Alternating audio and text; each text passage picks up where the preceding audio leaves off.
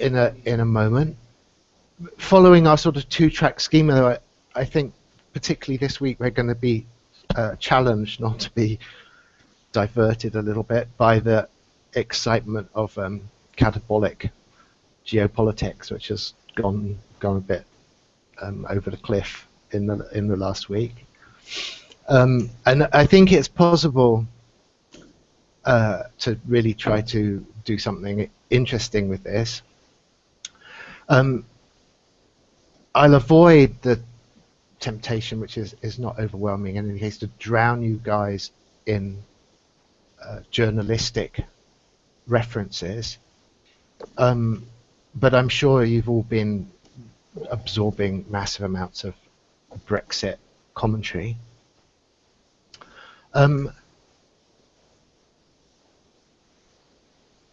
I've got a few things, though, that I'd like to just point to.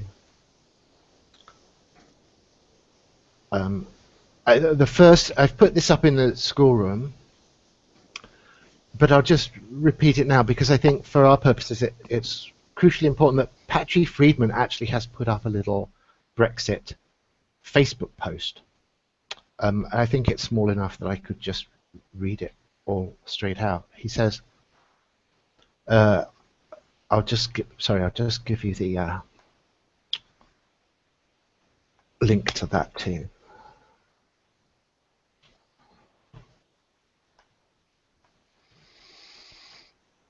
He's a fan, but as we'll see, his position is a little bit anomalous in relation to much of the commentary that we've seen. He says, quote, "Since the EU is basically the opposite of competitive governance, brackets imposing a large, bureaucratic, non-local adaptive, non-multiple experiments governance structure on a diverse region, end brackets, I am delighted about Brexit and hopeful that it demonstrates a first world trend towards local autonomy and governance diversity. The answers to difficult questions like immigration, security, and foreign policy should not come from a central organization that imposes a uniform solution on all. They should be both locally adaptive and answered in diverse ways so we can all learn from the multiple parallel experiments.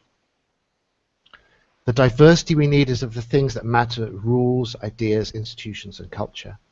There should be a country with Germany's immigration policy and a country with Hungary's immigration policy. There need to be different interests and exchange rates for Greece and Germany. One size fits none. Glad that democracy can occasionally get something right, and psyched for Scottish Skexit or UKexit, as well as the continuing failure of the Eurozone ECB to handle widely varied regional economic situations." So I think this little post acts as glue between the two sides of our discussion, some sort of transition between this concrete, massively significant episode in catabolic geopolitics and our, sorry, I've just spilt something all over my table here, and our dynamic geography discussion, which I hope will go into full burn as well this week.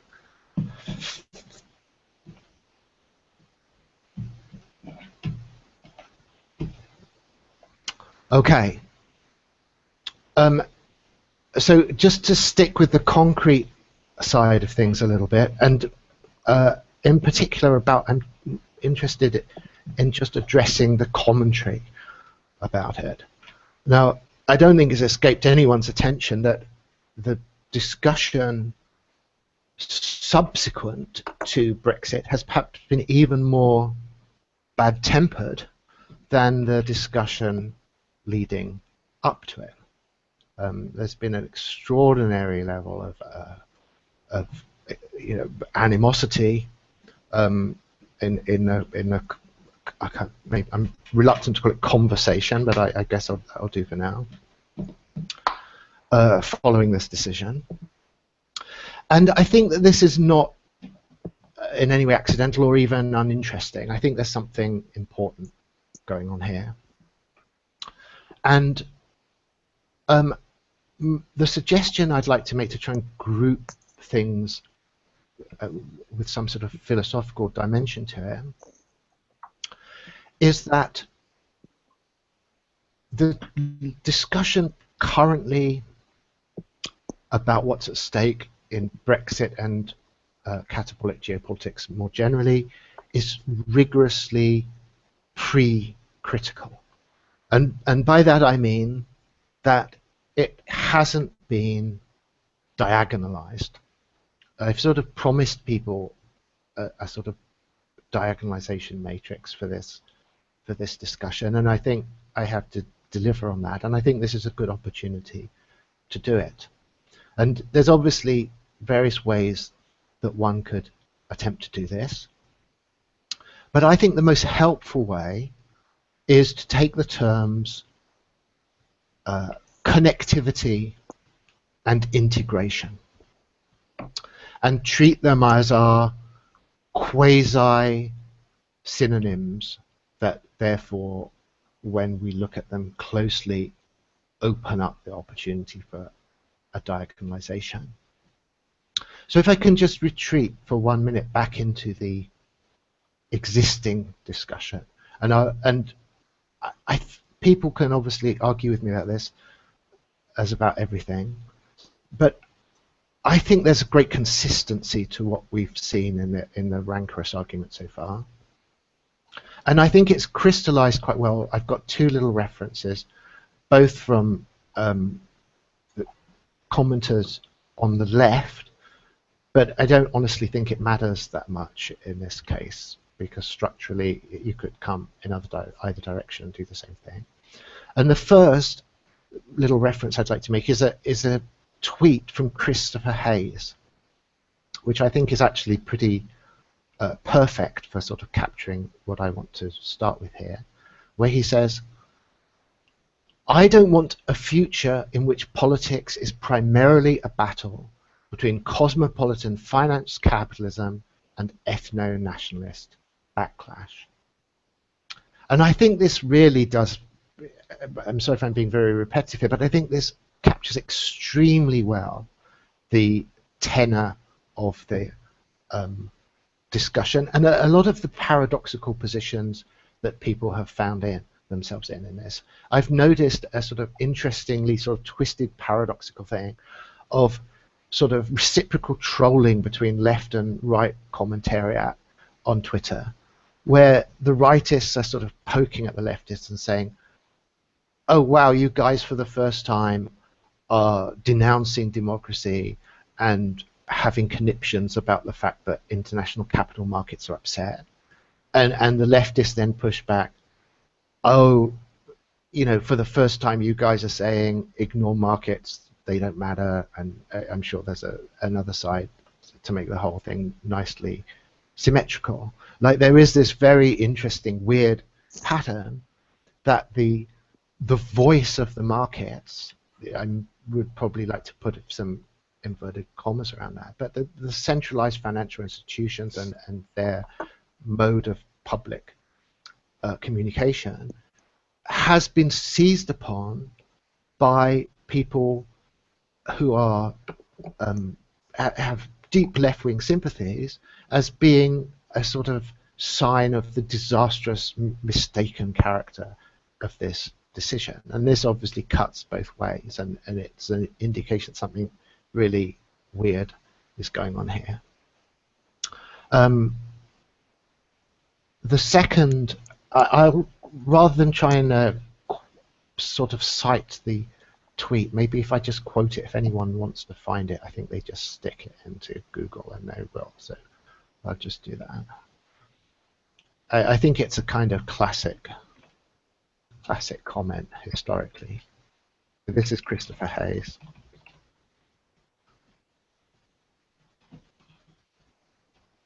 Oops, sorry. There we go. The second reference is from Zizek that I think is on exactly the same point here. He wrote an editorial for Newsweek about Brexit, and again, obviously coming from the left, he points to this, I think, the same structure. I'll quote him now too. He says, he calls for a project that will break the vicious cycle of EU technocracy and nationalist populism. So I think EU technocracy and nationalist populism is for him carrying exactly the same antagonism, neither side of which the left is comfortable identifying with, of course. And then his own proposal, which is a little bit vague, he says the true division of our heaven is not between anemic technocracy and nationalist passions, but between their vicious cycle and a new pan-European project which addresses the true challenges that humanity confronts today. So, as indicated, I'm going to take those brief remarks as summing up to some, in my opinion, fairly high level of adequacy, the tenor of the debate as it has taken place so far. If people think I've missed big structures of this controversy, of course, come back at me that in just a minute. And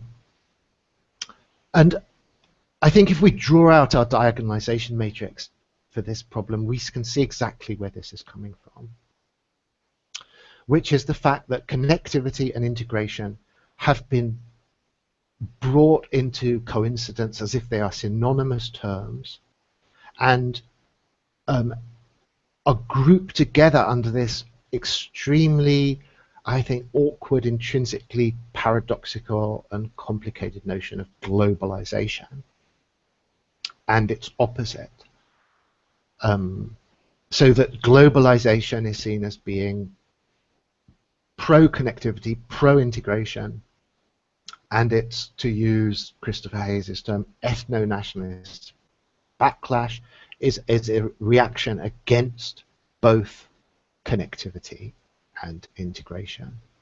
So obviously the critical diagonal suggestion, which I think leads us directly into the sort of things that Patri Friedman is trying to do with this course, is to uncouple these terms a little bit, put them onto a diagonalization matrix, and therefore suggest the possibility of, so if everyone accepts that the current debate is dominated by the notion that there's a high connectivity, high integration option, and its natural antonym is a low connectivity, low integration option. So you have a choice between globalization and insularity or xenophobia or whatever your terms, more or less abusive for both of those sides.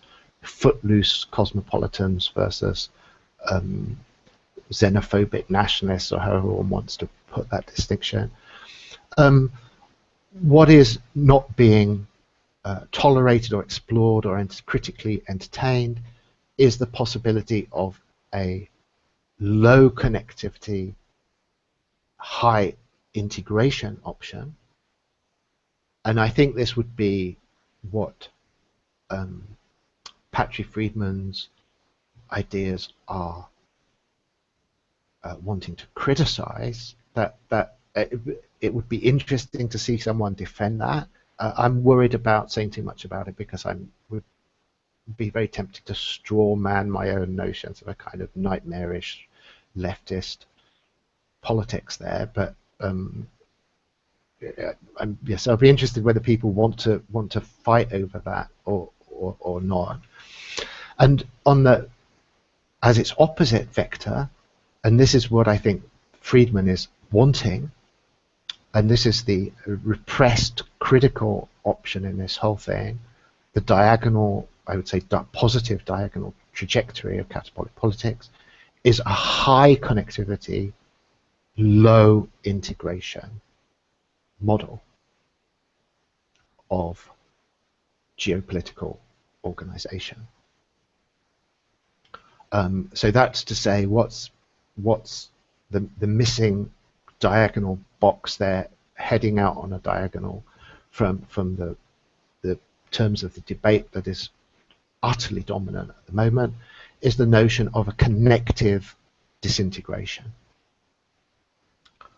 Now,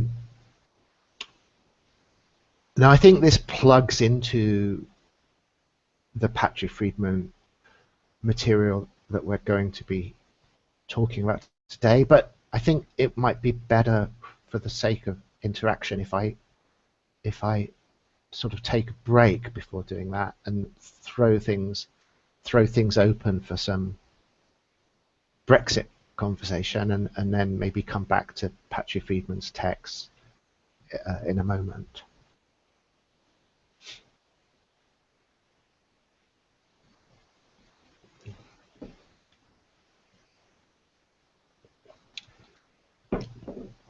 I'm sure people must have masses of Brexit chat lined up like water behind a dam, so I'm not going to take this silence very seriously for another, unless it really prolongs itself.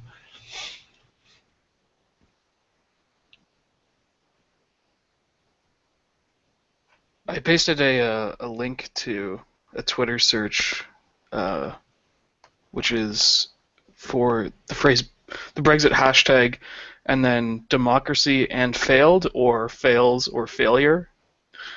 And there's kind of a constant stream of cries of democracy failing, Right. in the hashtag. So I think maybe go ahead. Yeah, no, so I was just going to ask, where do you think, is that coming predominantly from anywhere, or is that a kind of pan-ideological response to what's happening here? It's maybe difficult to tell, but so I would default to pan, but it does seem very, very, very common. So I wonder if maybe, I mean, if you look at the most recent secession efforts in the West in the last 20 odd years, I don't think any of them have succeeded, right? I don't think there has been a single case. So it's interesting that there's a sort of perhaps a retreat from democratic thinking that this has created. I'm not sure if that's reading too much into it. When you say a retreat from democratic thinking, you mean that people who think this is a terrible mistake are therefore inclined to see it as a failure of democratic process? Yes, and to sort of weaken by democratic thinking, I think I'm more pointing at the sort of generic civic mindedness, or the very generic cultural belief in democracy as just the norm. Maybe has been weakened a little bit through ironically a democratic process. Yeah. I mean, I don't think anyone could seriously suggest this isn't a huge thing to have happened. And I mean, obviously, because I've been banging away since this course started on it being a global wave towards catabolic process, I'm very inclined to sort of run with this in this direction. I've seen lots of commentary on this in terms of people saying that it's going to be catalytic, and it's going to encourage a whole bunch of other people to start splitting off. It's going to encourage disintegrative tendencies within the UK and Europe. People in America might be seizing on it. There's this whole thing, this Texit hashtag. So, I mean, of course, it's always possible to get massively overexcited about, but at least people are concerned, whether positively or negatively, that this is something that's indicative of a much deeper trend rather than just a one-off event.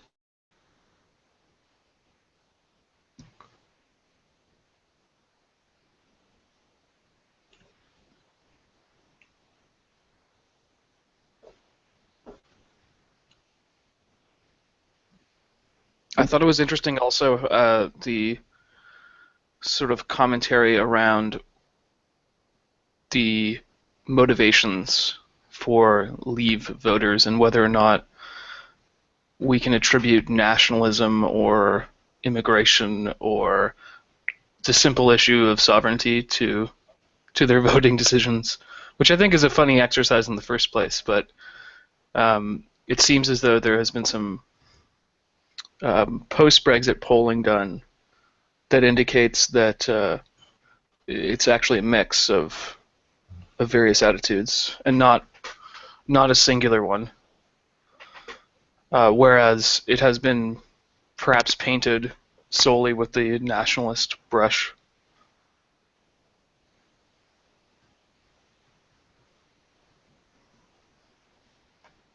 Yeah, it's picking up on that. I'm having a bit of trouble with Joshua's audio here. I don't know whether other people are having the same problem. I was just going to say it's an interesting data point that nationalism is couched almost exclusively in negative terms, whereas that's not the history of that idea at all. Now it's sort of like this. It gets deployed as like a synonym for, fascism or whatever sort of nasty thing you want to substitute. But this vote was a vote for increasing the power of the nation versus the existing power structure. It seems very hard to me to put it in any other terms than nationalist. It doesn't mean that is necessarily like evil, horrible thing, but that's actually where. Sorry, Adam, I just lost you then. That's totally some fault on my end. Okay. Nick, do you want to drop and come back on, or is it fixed itself? Oh, man.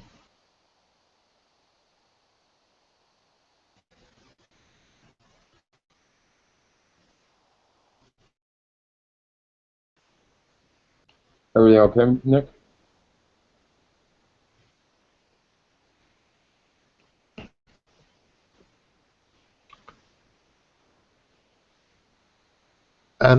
Yeah.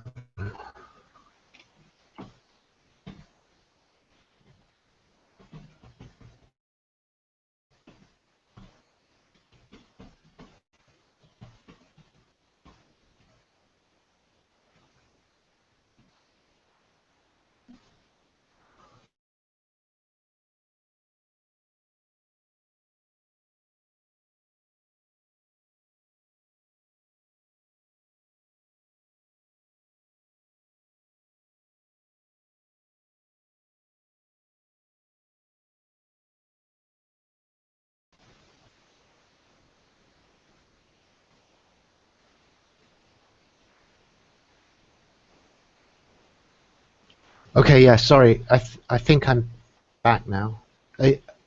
James, are you speaking, or I've got your image up here? which James, me? Or Yeah. I can if you want. It's, I mean, because I've obviously got lots of British friends, and so it's I don't know whether the sort of the picture of the reaction that I've got is different from those of others who aren't based in Europe or in England. But I mean, it's a very strange set of circumstances which has led to it, because there's a real sort of split in the country between, and it's obviously represented geographically. It's London and a few other big cities and Scotland, but Scotland's a separate case against what really were traditional sort of Labour heartlands, white working class people who have completely, revolted against their people who took them for granted and considered them as votes in the bag and whatever. But the reaction has been, I mean, it's been almost like, the 7 stages of grief, and we're really in anger at the moment. It's Right. the sort of vitriol, and really, in almost class-based terms, it's really explicit, about ignorant, what they consider to be ignorant people, not having known what they've done, having been misled. There's plenty of allusions to the sort of false consciousness type of argument. Sort of. Yeah. They say, this characterization of 17 million people as morons who've been manipulated into doing something that they shouldn't have been allowed to do. And there's it was quite fun, I think, going through Twitter and trying to find the people losing their shit on their Twitter feeds. The best one was Simon Sharma that I found. He really just went bananas and Right. was cursing everyone, and I don't know. I mean, maybe it's important not to. There's definitely a trend, and this has happened in quite specific circumstances, I think, because if you look at the sort of the people who actually led the campaign, and if you consider your two, connectivity and integration, if you look at someone like Daniel Hannan, who was a big figure in the Leave campaign, I mean, he is, he's quite a libertarian Tory, Right. And he's gone on an interview since saying, I personally didn't argue for less immigration as a result of this, and Right. which is sort of fuel on the fire for the people who are arguing that people were misled in voting for it. But there's a sort of an alliance between, I suppose, Tories who had been Eurosceptic for years, for their own reasons, and they have sort of piled together with this sort of UKIP-ish mass of people. And I'm not interested in patronising anyone, but it's a strange confluence of a lot of different kinds of discontent. Yeah. And yeah, it's there's almost, I almost feel there's it's like a quasi-heresy what has sort of happened. That's how it's viewed. There is a project, if you like, that the sort of the political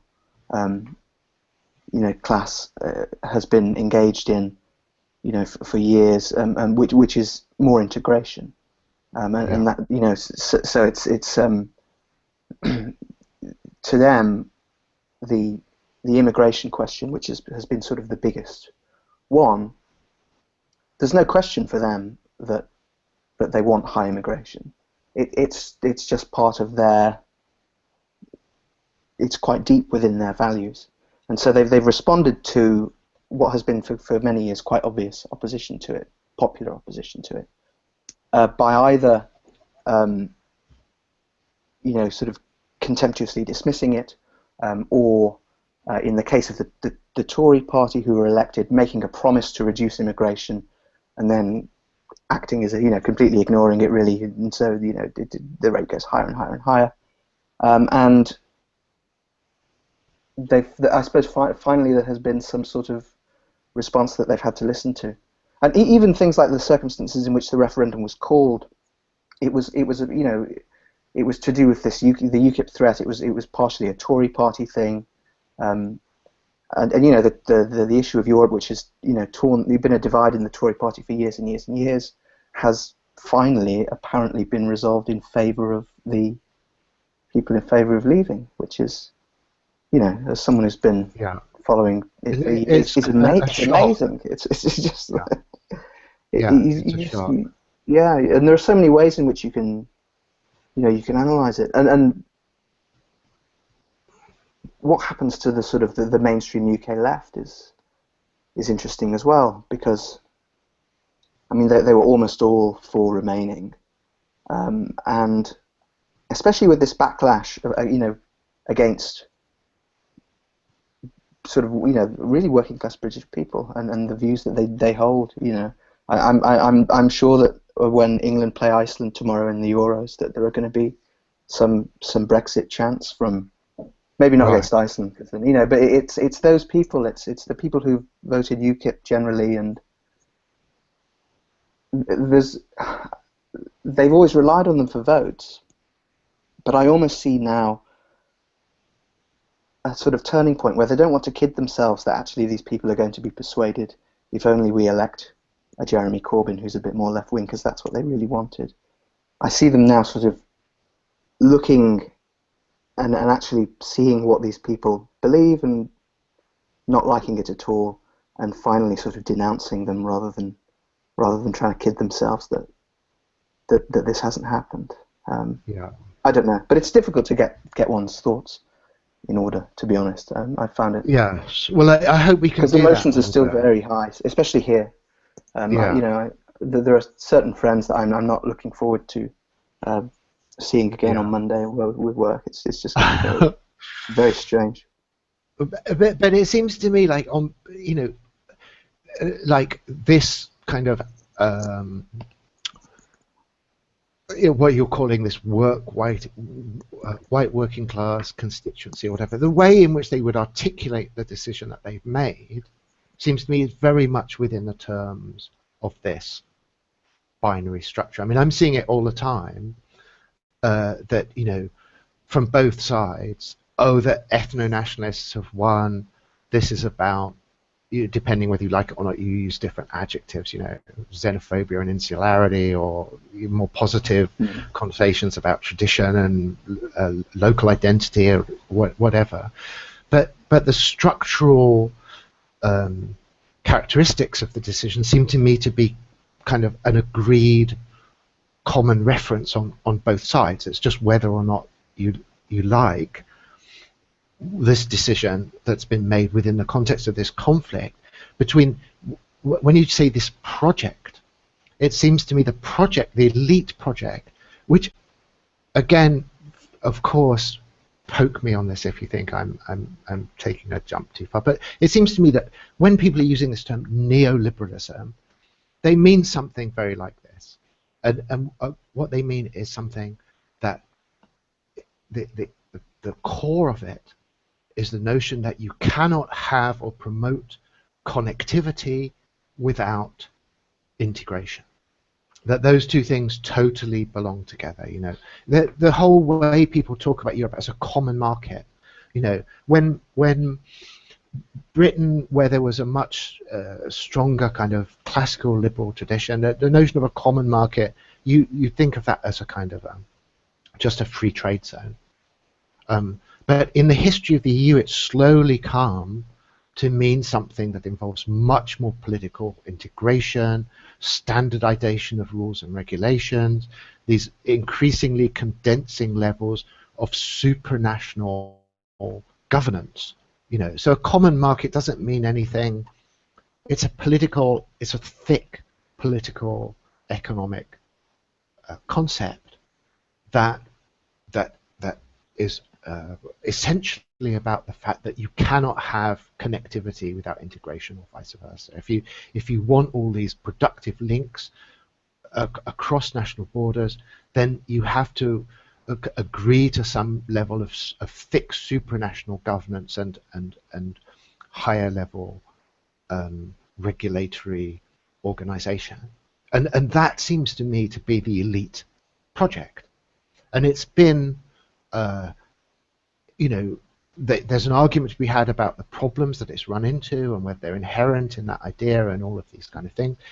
And then there's obviously this backlash that articulates itself in terms of a rejection of both terms of that. There's a sort of strong anti-free trade rhetoric in a lot of the most excited people involved in this, as well as an anti-supranational government thing. So of course it's complicated, and of course there's this weird position of libertarian-minded factions within it, and the way that they have, as you say, made this strange alliance.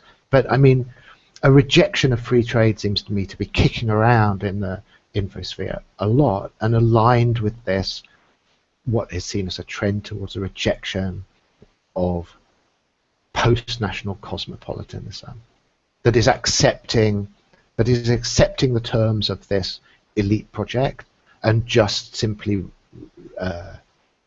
rejecting it as a whole. So yeah, no, I think that's definitely right. I really like the I hadn't really thought about the idea of neoliberalism, because I've never really liked the term. I've always thought it's because there's nobody who claims to be a neoliberal. It's almost used as a term of abuse, really. But I think in terms of the connectivity integration,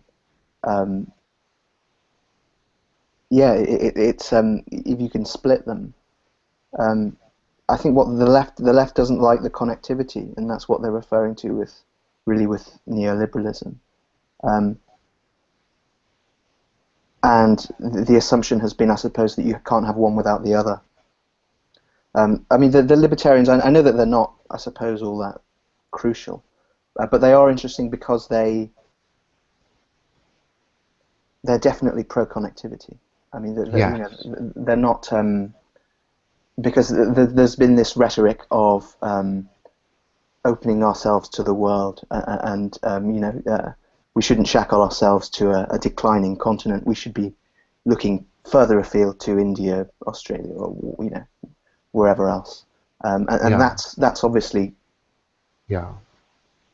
I mean, there's obviously a problem for the simplified narrative on this by the fact that it is Britain doing this, because from the continental viewpoint, Britain is this redoubt of liberalism used in the old sense and as an insult. It's indifferent to questions of solidarity.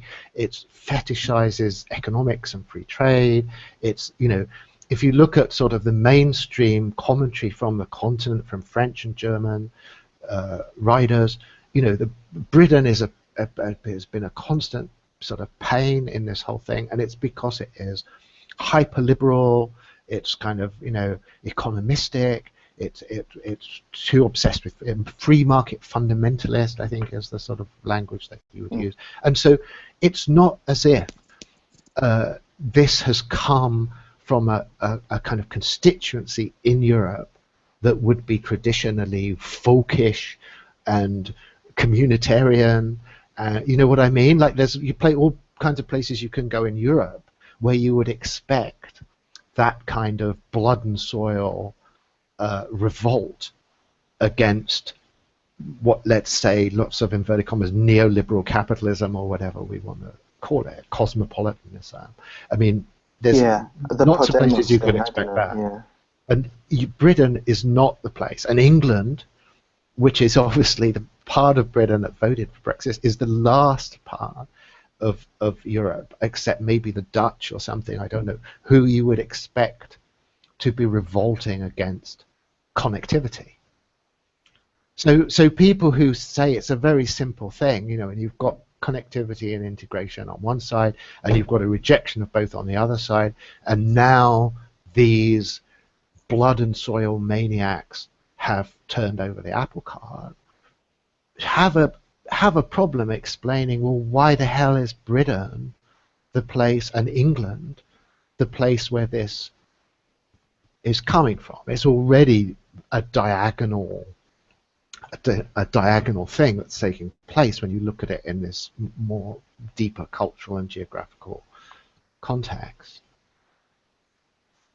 So even if you say, yes, of course, overt libertarianism is not a huge political force, but I think if you look at things from the side of the continent, the influence of Britain has been seen as consistently and corrosively libertarian in orientation, and to the continual infuriation of more communitarian-minded political thinkers on the continent.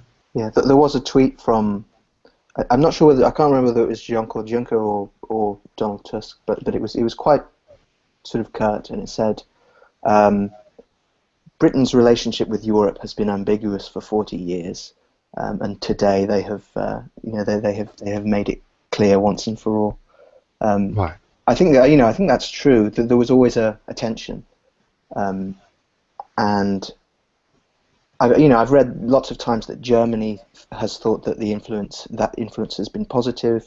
Maybe that's a North-South Europe thing, but I think there are certainly people in Europe who might press now for more integration, sort of on the grounds that we've got the awkward, like the awkward guy at the party who doesn't really fit in, and nobody wants to talk to. He's left, and now we can actually get on to integrating our fiscal policy more, and whatever else they have planned. And well, I mean, I would have thought on the diagonal side, the French must have a large political constituency that would want to go on up the diagonal in the other direction and say, can we cut back on this connectivity, this liberal connectivity stuff, and just focus on solidarity and integration and communitarianism and collective security and all,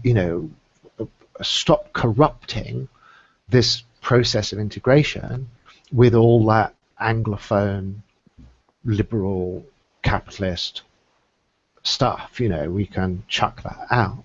But I mean, let's see whether we see that. If we do see it, it's interesting precisely because it has a complement. If you can unlock these terms, then you can unlock them in both directions. And I think, the reason why I think this is an introduction into the Patri Friedman material is that I think, how they're setting up this dynamic geography question. As you'll have seen if you've looked at these texts, they're sort of versions of the same text. I don't think one of them completely obsolesces the other, but the seasteading text is the one that is a little bit more polished and takes up pretty much all the discussion from the earlier dynamic geography text. And the common theme in terms of their project, if we're going to oppose it to this, again, I'm sorry to keep just doing the inverted commas thing, but lots of inverted commas, neoliberal project, is that their fundamental orientation is towards competitive government. I'll quote a little thing. Yeah, it's probably unnecessary at this point to do that, but I will. I think a good place is their little abstract to the seasteading piece, where they say, this is their abstract: we develop a dynamic theory of the industrial organization of government, which combines the insights of public choice theory and a dynamic understanding of competition. We argue that efforts to improve policy should be focused on the root of the problem, the uncompetitive governance industry, and the technological environment out of which it emerges, and suggest that the most promising way to robustly improve policy is to develop the technology to settle the ocean. Now, the final sentence, I think, is the stopping place for a lot of people. I think we have to get onto that at some point, but maybe we can shelve it for a little while to get onto the kind of practical, technical questions about seasteading. Is, I think, understandably seen as kind of a massive torpedo hole in their basic argument. But if I can just, at this stage, abstract it, I think as soon as you're talking about competitive government, you're obviously wanting to push your dynamic of connectivity. The whole thing is about connectivity. They're talking about markets because they want connectivity. They're using that sort of language because this thing is about creating a commercium, a kind of open trading environment, and within that they're wanting to insert politics as something that can be disciplined by markets, and the way it can be disciplined by markets requires a massive ratchet upwards of competition between governments, which they think is being obstructed by the current order. And therefore, I think we can say without any kind of stretch that they're obviously seeing disintegration as the route towards an intensification of connectivity.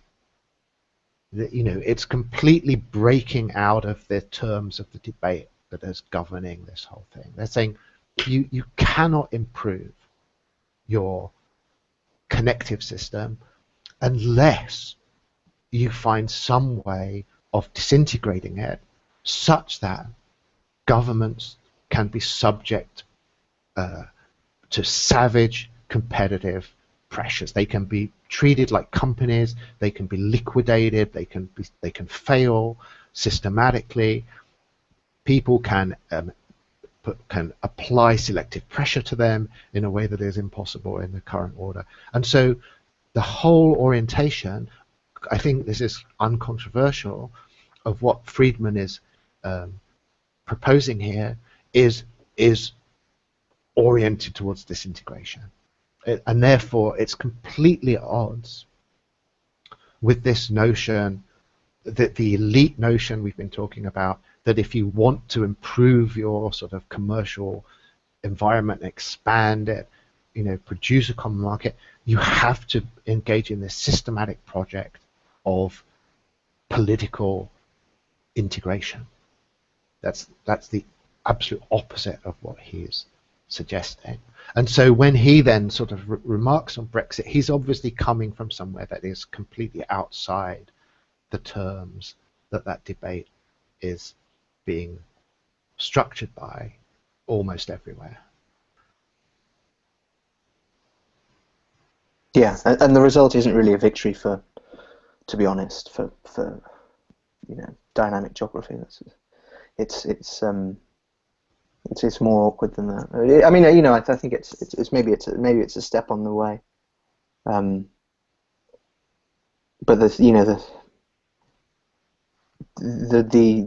sort of ethno-nationalist element to it is so powerful, I think.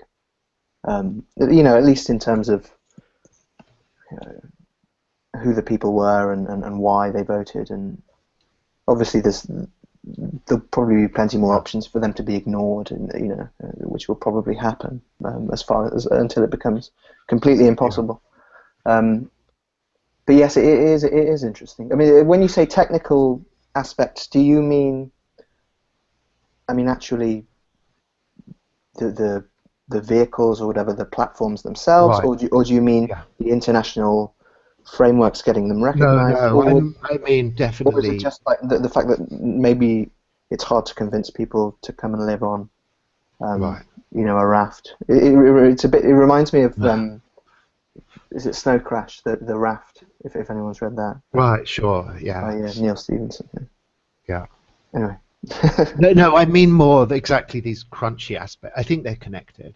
You probably can't turn it into a completely technological aspect, and he's very attentive to the social side of that. The fact that people are rooted, people have, you know, what he calls high switching costs. Political exit has massive inertia and friction in opposition to it. You know, people are generally very territorial. They have all kinds of attachments.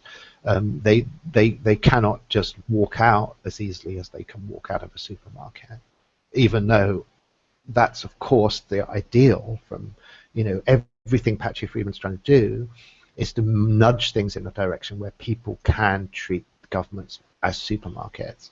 But he's, I think, very attentive to the fact that isn't a straightforward thing to do. Yeah, I mean, the one reservation I had when I was thinking about it just after I read it was, you've got that technological problem, because, you know, if it's going to be big enough, it's going to be building a city on the sea, which is no mean feat by itself. Right. And so you've got these two problems that he needs to solve at once. Well, you know, one is the building this competitive nation state. Right. And one is actually, you know, getting a floating city on the sea working. And the whole project could fail sort of on either ground. Right. And it's like making it 100 times harder for you by Well, I introducing don't know. this level of complication. I think this is really interesting, and I'm sort of hoping. I don't think anything's going to fall out into this neat order like this, but I'm sort of have this wild fantasy in my mind that we'll sort of move slowly towards these more and more crunchy technical problems, either late this time or next week. We'll be really talking about bolting stuff together in the sea and all of this kind of stuff, but on a kind of abstract level in terms of what you've just said. Whenever you've got this chicken and egg problem, that's what you've got there in a way, isn't it? Like, you need a good technological floating platform technology for people persuasively to want to move to it, and you need people willing to move onto dodgy floating islands before you've got the kind of technological and economic momentum to develop these kind of platforms. I'm not sure whether I'm totally fairly paraphrasing what you're saying like that, but I think that when you say this double problem, at least in part it's that. It seems to be a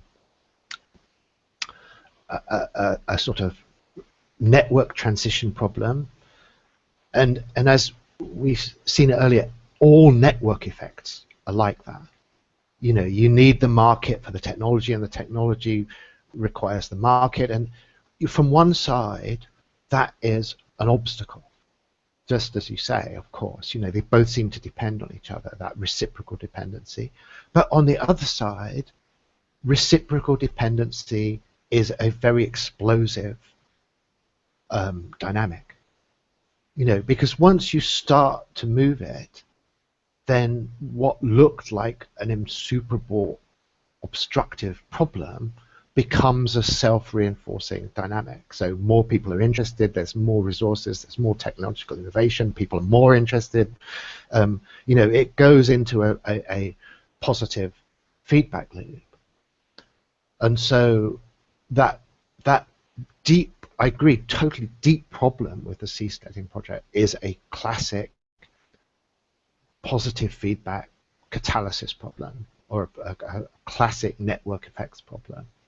That you need to cross a threshold where you actually get that same, chicken and egg obstacle turning into a positive reinforcement dynamism.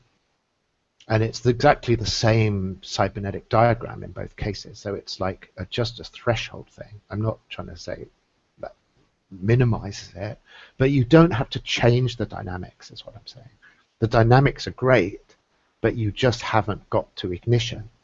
And once you get to ignition point, those same depressing dynamics become the dynamics that just push it forward with explosive force. Yeah, I mean, my sort of it was really from a comparative perspective that I was thinking about it, because if you're the eccentric trillionaire who wants to drop 100 billion into trying this, would you go with a raft, or would you just go up to some poor, not to be sort of rude, but poor African country and say, look, this bit of land here on the coast, Right. give us sovereignty over that, and we'll give you $100 billion, which is obviously a huge amount of money to you, and grant us, proper sovereignty. We'll defend it with our AI, automated robot machine army killers, and we'll be best friends. But you're starting from maybe somewhere that's already got some residents, that's already, Right. that already does trade with places, and that is already on the map and is a known quantity. And Yeah. I don't know. I mean, I think this takes to this question. Not to take it too far away. And also, I'm talking too much, and I should give up. No, it's good. It's good. But I think it's crucial to what you're saying that it takes into question, well, what actually is meant by dynamic geography. And I think this is a really it's not a trivial question, and I think it's kind of ambivalent, and it's never, I think, precisely defined by Patri Friedman. And there's a way of taking that term, which I tend to do, which I think is perhaps a bit inadequate. You know, that it's just something's, you're talking about dynamic geography as soon as you're talking about mobilizing ideological sorting dynamics to produce experimental societies. I mean, you know, that's the minimal definition of it. But I think when you look at these texts, they really are calling for something more. And dynamic geography is really something, you know, it almost has this cosmic dimension to it, that it's about chunks of space being themselves dynamic. So it's about platforms, it's about mobile platforms, essentially, you know. If you go that route, then what you've just said is that those ideas of kind of some kind of, if one was going to be unconcerned about the political association terms, some type of kind of neo-colonial type of enterprise, of taking a bit of territory and experimenting with a new type of government there, buying the locals out in some way, is not dynamic geography. It's an affiliated thing, but it's not dynamic geography because you can't float that off. It doesn't catalyze the same sort of processes. That for Friedman, it's crucial that when you've got these rafts, they're modules, he says, it's constantly possible to dissociate your geography. You know, you can just restructure your political geography at any time with low cost. You can separate off your modules from the existing modules. You can fuse them to some other set of modules that you think are preferable.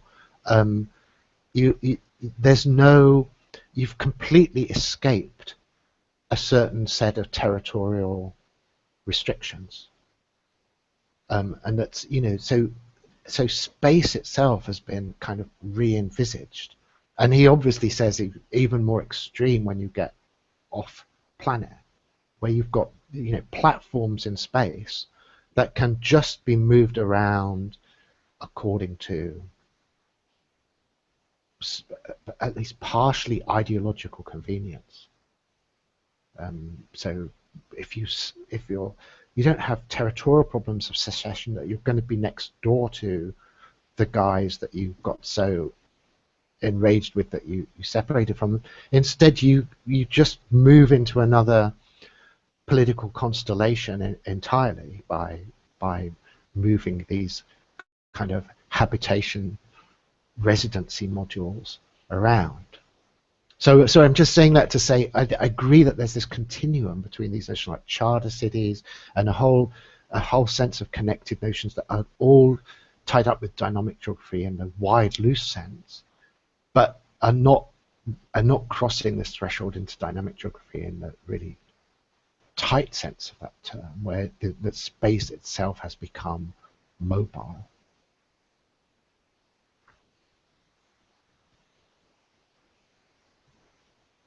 I'm now at the point where I can't keep up with what's going on in the sidebar right at the moment.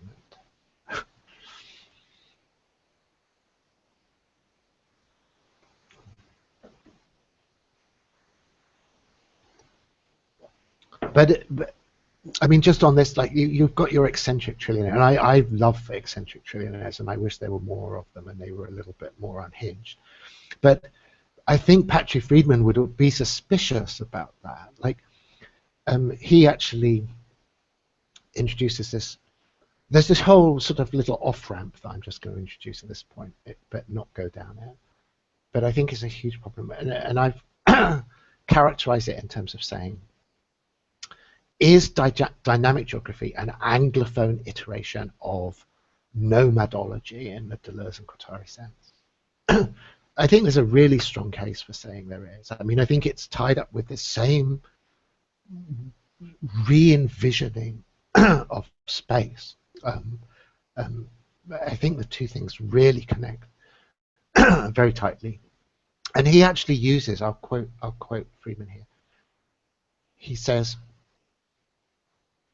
in the dynamic geography essay, he says, if a government physically prevents modules from leaving they have, sorry, they have terrestrialized the city and can proceed to terrorize it. So he's now, he almost explicitly introduced this term terrestrialization. Now, is terrestrialization territorialization? It's at least extremely close to it. It's maybe in some ways even more interesting. You know, terrestrialization has this ambivalence to it, because does it mean terrestrial as opposed to oceanic, or does it mean terrestrial as opposed to extraterrestrial in the terms that we mean it? And it obviously means both. You know, and he does this move always. He says, you know, what works for the sea would work even better for once you get out of the terrestrial gravity well. You know, those terms are meant to flow into each other, and so there is this.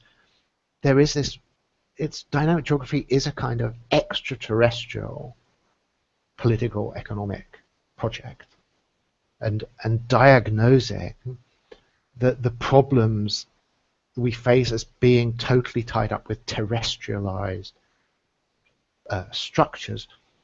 The main obstacle to which for him is high barriers to entry. It's almost impossible within a terrestrialized system to introduce a new regime. You can only do it by these extremely expensive ways, such as overthrowing the government, having a revolution, you know, perhaps seceding.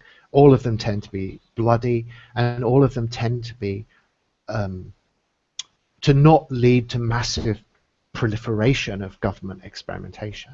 You know, if you overthrow one government with another government, you're not actually increasing your innovation space at all. You're just doing one experiment that was previously not allowed and shutting down a previous one. So I think this extraterrestrialization for him is essential to what this thing is, and he gets very locked into the seasteading side because he thinks that's practical now. But I think from a philosophical point of view, it's a bit arbitrary. It's not uninteresting, but it's a bit arbitrary. What is really at stake is this critique of terrestrial political economy, and the introduction of this point of leverage from outside that, where the limitations of terrestrial geography are not any longer constraining your space of political innovation, and harshly selection. You know, you cannot have the same selective pressures on government that in a terrestrial system than you can have in an extraterrestrial system.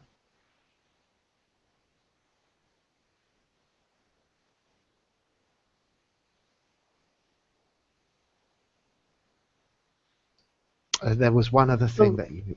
Yeah, sorry, go. Oh, I was just going to say I had this kind of thought while I was reading the first Friedman piece today. This kind of sudden realization, just thinking about the figure of the sea and this distinction that he draws between the land and the sea, and the kind of thinking that goes with the land and the sea. And it just kind of suddenly hit me that there's this, this is just an aesthetic observation, I suppose, with a kind of conceptual undertow, that there's this whole lineage in thinking the sea that goes through a lot of. I mean, I'm really glad that you just kind of made that connection between dynamic geography and nomadology explicit, because I've been kind of, I don't know, following this particular flow a lot, and this figure of the sea that just emerges as an alternative or a kind of critique precisely of Enlightenment, Kantian, Atlantean dynamics, and through this alternative tradition that kind of flows through Nietzsche, Irigaray, Deleuze and Guattari, and you know, even the sea crew, right, into dynamic geography. And it's kind of nice seeing that yes, I mean, Deleuze and Guattari become really mostly, concrete. yeah, they mostly talk about sort of Central Asian nomads to make it historically concrete, but they say those grasslands are like a sea. You know, they have they have these characteristics that they're low resource level, they're sort of homogeneous. You know, there's this kind of nomos of it's kind of this ocean of grass that doesn't have much distinction about it, and things therefore pass across it without these forms of territorial fixation. And then obviously they go from that into talking about the sea and sea power and strategy, and you know, just as Friedman goes from the sea to orbit, Deleuze and Guattari in their nomadology piece go from this ocean of grass to the actual sea. So I do think, yeah, I'm agreeing with you. I think there is this thing, and you can say it's aesthetic. But I mean, obviously, I'm not going to take that as a critical point, because I think that aestheticism is latching onto something very, very real, definitely.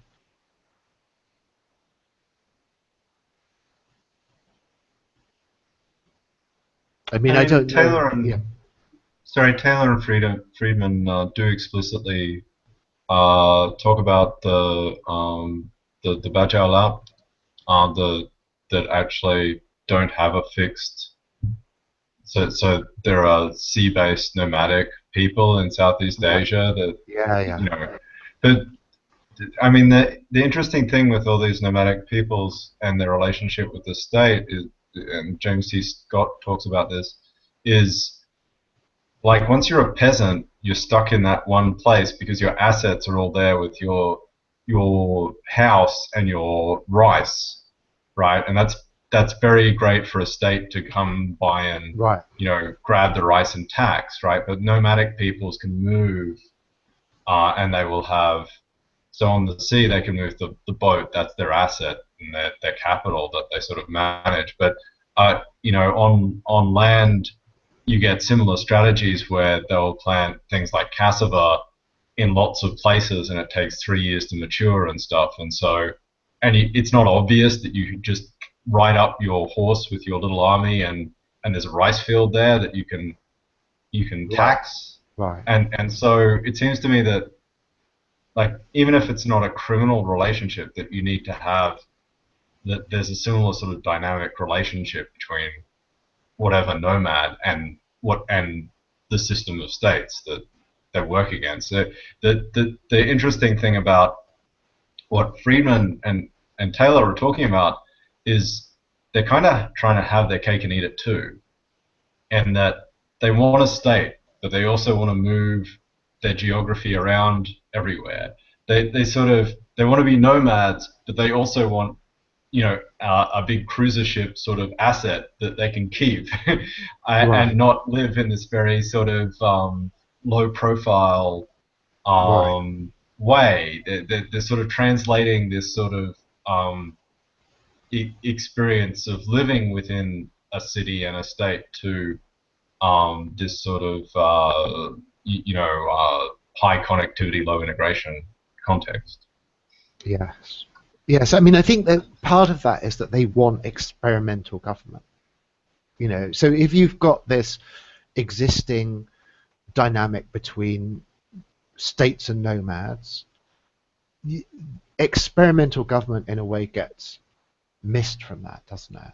Like, it's very interesting, just concretely, if in Hong Kong, you go to these places and there are just these floating cities as part of the island of all these junks that obviously everyone could just move those out. It is a kind of proto seasteading kind of thing, these weird floating cities. It's quite incredible, but obviously you don't get a dynamic of experimental government from that on its own.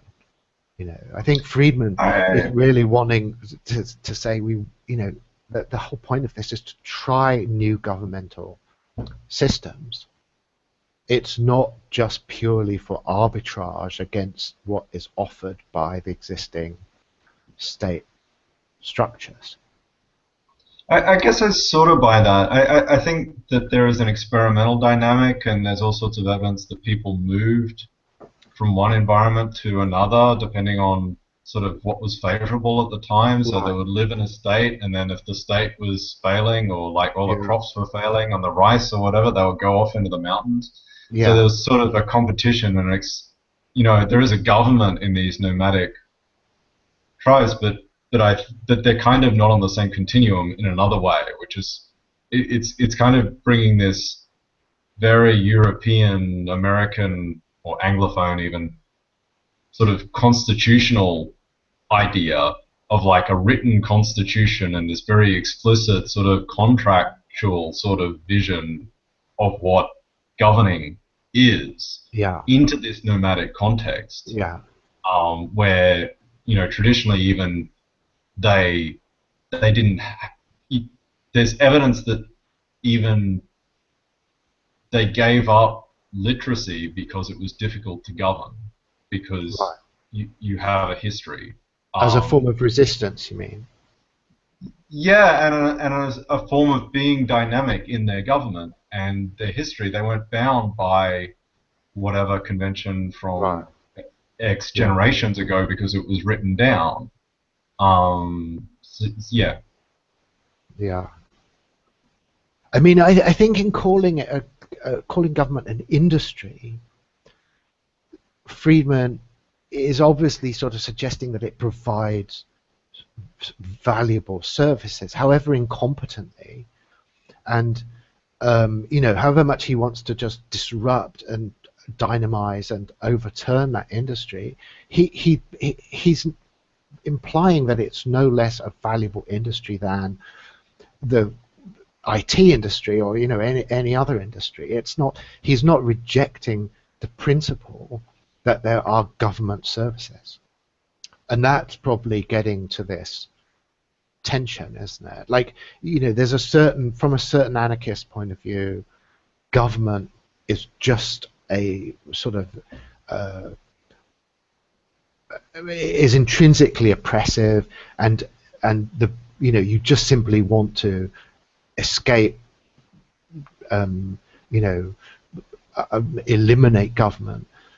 That so as soon as you start talking about it as an industry, you're already in this very different kind of register than that, where you're saying it's not their critique is not we don't have enough government. It's rather no, sorry, their critique is that we don't have enough dynamism in the government industry. The government industry is a sclerotic, unproductive monopoly. It's not that we have an excess of it in a certain sense. It's rather that we just have a really bad governance industry, and the thing they're wanting to do is to inject dynamism into that through competition. So yeah, there's definitely a tension there for sure. I mean, from their side, I would think that the criticism is just, look, if you're simply in this resistance mode, nomadism as a form of resistance, then you end up basically negotiating between really bad governments. You're not ever going to see a good government emerge in that scenario. You get more leverage in relation to the governments that exist, and you're able to resist some of their predations, but you're not actually doing anything to produce good government except through very watered down selection effects. Whereas dynamic geography, I think, has more ambition. It's actually going to produce models of government that become so competitively irresistible that they will just sweep away a lot of these old models entirely, and just improve the general level of the governance industry globally.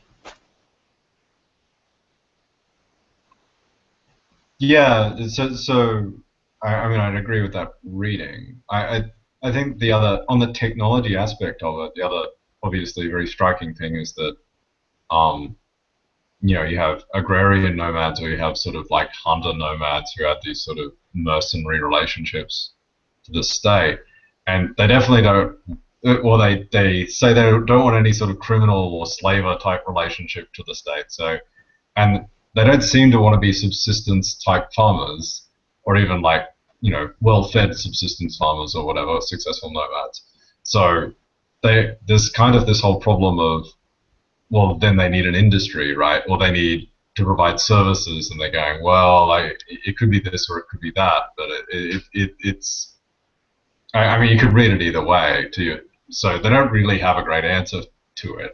But on the other hand, if someone goes, well, that suits really well, actually, then that could crack it open. But it's that sort of industrial and service provision that it doesn't quite add up as it stands at the moment, to me. Yeah.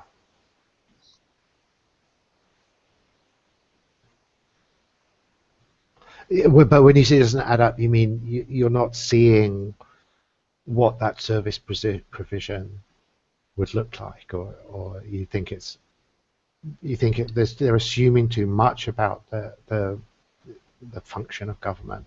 I'm not sure I'm totally getting. Yeah, it's not that it seems impossible. It's just that they seem to not have a very good idea of what it is.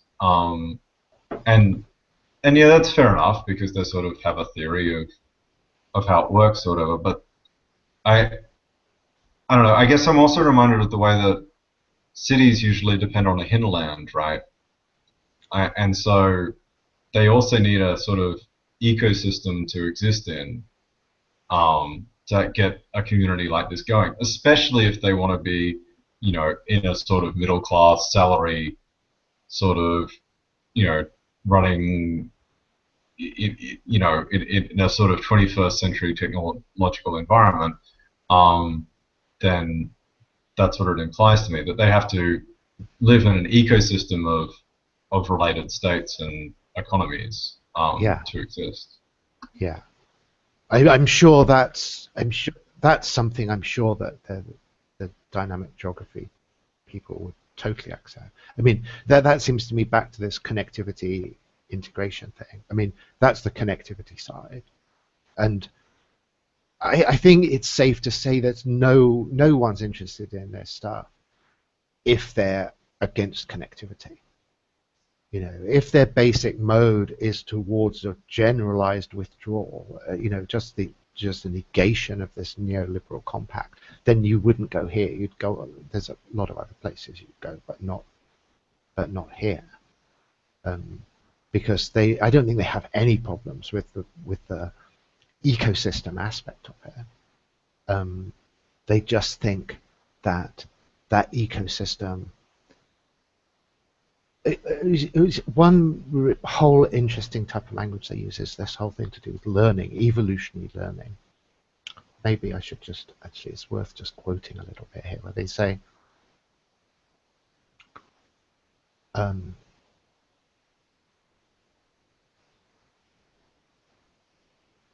the idea that competition as a knowledge-generating process has also formed the basis of the new discipline of evolutionary economics, which sees the market process as driven by the Darwinian algorithm of variation, selection, retention.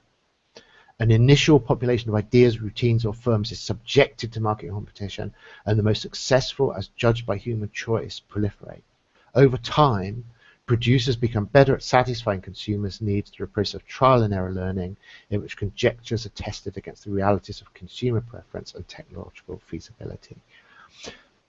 So one of the interesting things about that quote is it's talking about functionality of the system. It makes no sense to talk in those terms if you're talking about withdrawal into some isolated unit. It's actually trying to improve the learning algorithm of the system as a whole. So what is it that's learning in that system? It's not the node. The node doesn't learn. The system as a whole learns by the fact that the nodes are put into this dynamic competitive relation with each other. So that's why it just absolutely will not be crammed into some kind of disconnective, disintegrative choice on the pre-critical structure at all, because all the dynamics they're interested in are system dynamics. But it's just that they think that those dynamics are inhibited by integration rather than being amplified or promoted by it.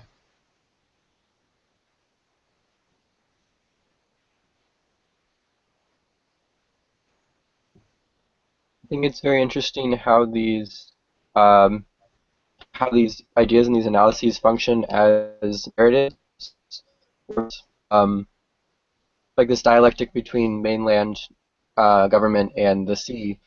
Um, to use simple terminology, you could compare it as ego versus like ego dissolution kind of dialectic. So each new form of government also needs to have a corresponding mode of consciousness to support that.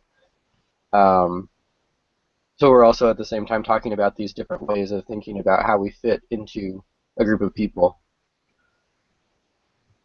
Yeah. I mean, you fit into the system at all of these levels. So if you, I mean, because the whole thing is a system of competition is obviously actually a form of coordination.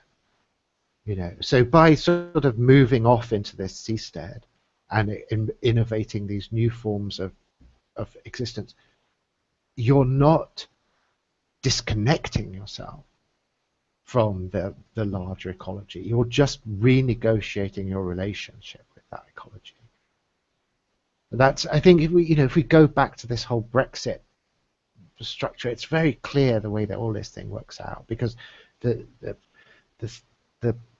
argument as it stands is, oh, you have disintegrated the system, and therefore you will be isolated as a punishment. So in order to prove to you that that your connections depend upon integration. I mean, that's the way this whole sadomasochistic structure of argument is going at the moment. Or, it has these complicated elements to it of people on the other side saying, oh, well, we want to be isolated, we don't want these connections anyway, and whatever. You can elaborate it any way you like. But the point is that disconnect, the attempt is made to hold together this alignment of integration and connectivity. You're not allowed to have the connections if you are refusing the integrity. So in terms of what you're saying about this kind of, what is the ecological fabric, I don't think it's shrunk. Or if it does shrink, it shrinks only because of this actual dynamic of reciprocal aggression that comes out of it within the context that we can see. It doesn't shrink as a intrinsic consequence of disintegration.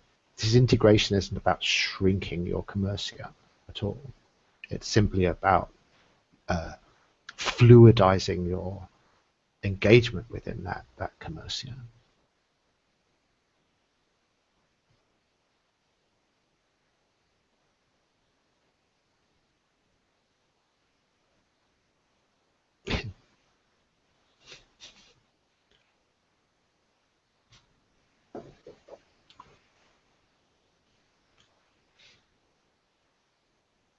Yeah.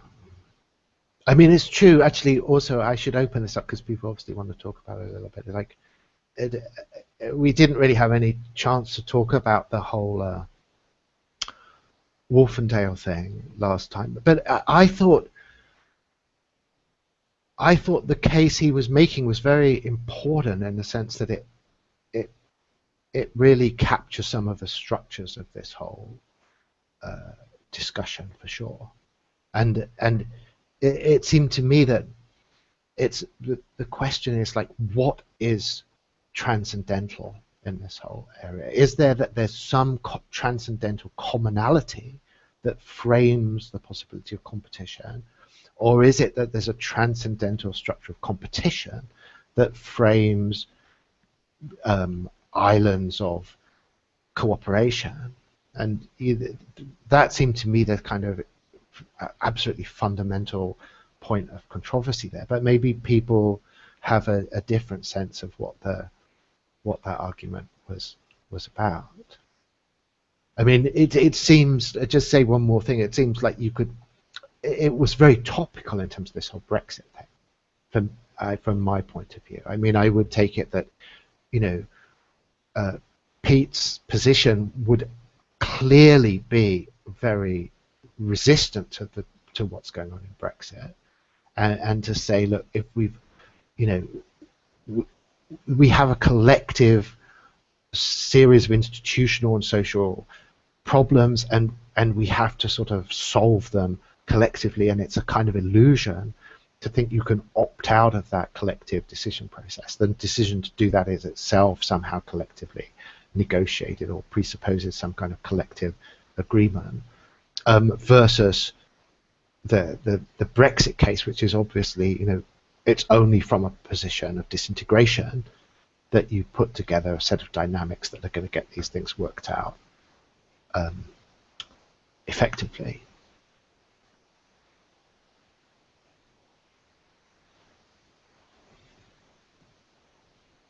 Actually, I'm going to bring him up again because why not? Mulberg presupposes that last point you made in the Patchwork series, where he basically says, as a premise, that it is periods of history where Europe, in particular, has been disunited, have been the times when it has flourished at its best, creatively and whatever else, referring to medieval Italy and warring states, China, of course. Yeah.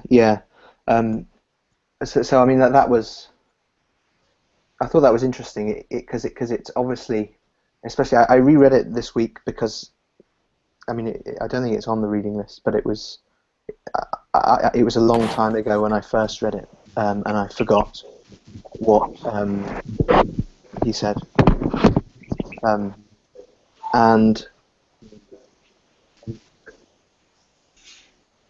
so. Sorry, what was it? So his presupposition in that regard is completely against the sort of dominant narrative during the run-up to the referendum, which was a united Europe has brought 70 years of peace and collaboration and all this wonderful funding for movies and universities and science and other things. So there was. And it was sort of assumed, and there wasn't really a strong counter-narrative to it. People would say, object and say, no, actually the security of the architecture of Europe is more complicated than that, and NATO and the bomb, and people didn't mention sort of the fact that this sort of ideological uniformity on a where there wasn't, but yes, so that was interesting. I mean, it's the kind of thing that. It reminded me of the, you sort of get all those arguments with. I think Scott Alexander was involved in them, and he had a back and forth with what's his name, the Asimov or Anisimov, or that man, and about sort of whether historical monarchies were good or bad empirically. Right. This sort of it can never be settled because people's biases just rule what they want to take from the data that's available. But it's an interesting theory, I think. Certainly. When you say the theory being that sort of periods of intense conflict are abnormally culturally creative. Yes, not necessarily conflict, although. Yeah, I mean, you've got to. Conflict. You can't ignore fragmentation. Yeah. The fact that Florence and Siena were at war and whatever else. But yes, that and whether the two are linked, necessarily you can't have one without the other. I don't know. But yes, that actually the unification sort of kills something that's actually creative and useful. And, Yeah. I mean, his I mean, model. I think it's obvious that sort of generically, again, I'm back with my inverted commas, but on the right, the productivity of competition is sort of taken so axiomatically that it's kind of assumed that everyone will agree with it. And Friedman is a bit like that. I'm not really being critical because I'm very sympathetic, but I can see why someone from outside that would just say, well, why, you're just assuming the productivity of competition, and there's no real argument for that there. But it's strange, given that, and given the supposed hegemony of this kind of thinking within this neoliberal construct, that the notion of competitive government is so utterly suppressed. I mean, I never see it, in any kind of mainstream debate, the notion that governments should be pressurized into competitive relations with each other as the only effective check on government is intergovernment competition. I mean, sorry, that's very Mulbuggian of me, but I'll say that anyway. Yeah. I was going to say competition implies losers, which is the. Competition in business implies losers. Oh, sorry, yeah, no, Yeah. carry on. I'm presupposing. That's why you're saying people don't like it. Maybe you do get things that aren't a million miles away. I think Michael Moore, maybe not the first person you'd expect to be referred to. I think he has some kind, either a book or a film, and I wasn't really intending to watch it. But one where he goes as it's almost stereotypical as in America to Europe and finds that there are all sorts of socialist policies. I think he goes to a series of countries and finds a policy that he likes in. All of them, and you can guess what they are. Right? Yeah. But he's done a little tour, I think, and he's been to Finland for the schools, and there are instances of it. There was one thing that we didn't mention. I can't remember whether it was last week or the week before. We were talking about the sort of East Asian cities, the Hong Kongs, the Singapores. The other set of sort of jurisdictions, which is maybe the best word, that seem to have some sort of competition between them, is offshore financial centres. Right. So your British Virgin Islands, your Bermuda, I worked in Bermuda for 2 months, and the way that there is actually a real sense of competition between them, and on constantly reforming laws and remaining nimble. In that sense, in order to attract capital, and keep capital, it's an interesting that dynamic does exist there. Yeah. I found it very interesting, and it could be worth looking into. I should. I mean, that then raises the complicated question about the relation then between those financial centers and the political architecture of those states, which is very poorly formalized. I mean, I'm sure that there are a whole number of small financial centers who basically the interests of the financial sector completely dominates the local politics. But I would be surprised, even if in those cases, if that was something that could be formally admitted, and that it would always have to be hidden under some smokescreen, and the actual institutional mechanisms involved would be very opaque and indirect, and so there's a structural institutional problem there, that you can't be honest about what is really happening. Yeah, I mean, they're each their own. It is true, I think, in Bermuda that the reinsurance industry is really calls the shots to a great extent. They had some, I think it was when David Cameron was trying to do something about tax havens, and they had some negotiations, and at the table was the governor and the heads of the two biggest reinsurance companies. Right. It's so that's true, but I mean, from a legal perspective, it's kind of interesting, because you do have a much more lightweight legal just landscape in terms of just numbers, things like numbers of laws that people Right. that that your libertarian will whinge about. Obviously tax, but they're nice places to live. And actually, I thought there wasn't there was much less of a divide there between sort of rich and poor than in England. And even the racial thing was, I thought, people there didn't quite agree with me all the time, that it was actually certainly much better than it seems to be in America or wherever else. I suppose because everyone has this, because it's quite a small place, everyone has this shared destiny that that they're all in the same boat, and there's nothing really they can do about it. Yeah. So you've got a party. The PLP is they're currently the opposition party. They're like they're a Labour party, and there is also quite a sort of ethnic divide.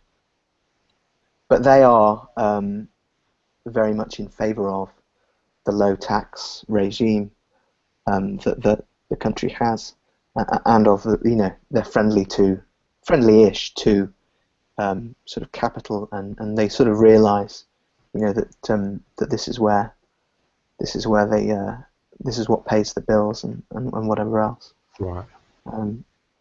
I mean, obviously, from the sort of integrationist position, those tax haven type zones are themselves a problem within a larger system. I mean, I'm not endorsing this position, but I mean, that would be the case, wouldn't it? Like, there's constant sort of rumblings within Europe to say, Liechtenstein needs to be brought into line, and it's a kind of parasitic thing that's happening there, and that somehow it's a failure of a higher level of governance that is allowing those places to be so successful, that the implicit thing being at the expense of less functional places that are suffering from the. Absolutely. I mean, it's even more so than that, because it's all about it's about the tax rates and corporation tax rates, and you'll hear some people on the right saying, well, they're just out competing you, and the solution is suppression of competition. Right. There's a and there's a dynamic to it of the big states telling the small states what to do, but I think even Jeremy Corbyn has said that for the British Crown territories they need to tell them what tax rate to set, and it needs to be it can't be much lower than massively higher. Yeah. Yeah, because otherwise we'll lose the competition with them. It's explicitly anti-competitive. It's which is interesting, but yeah. But that's that. So someone else. I've had too much time.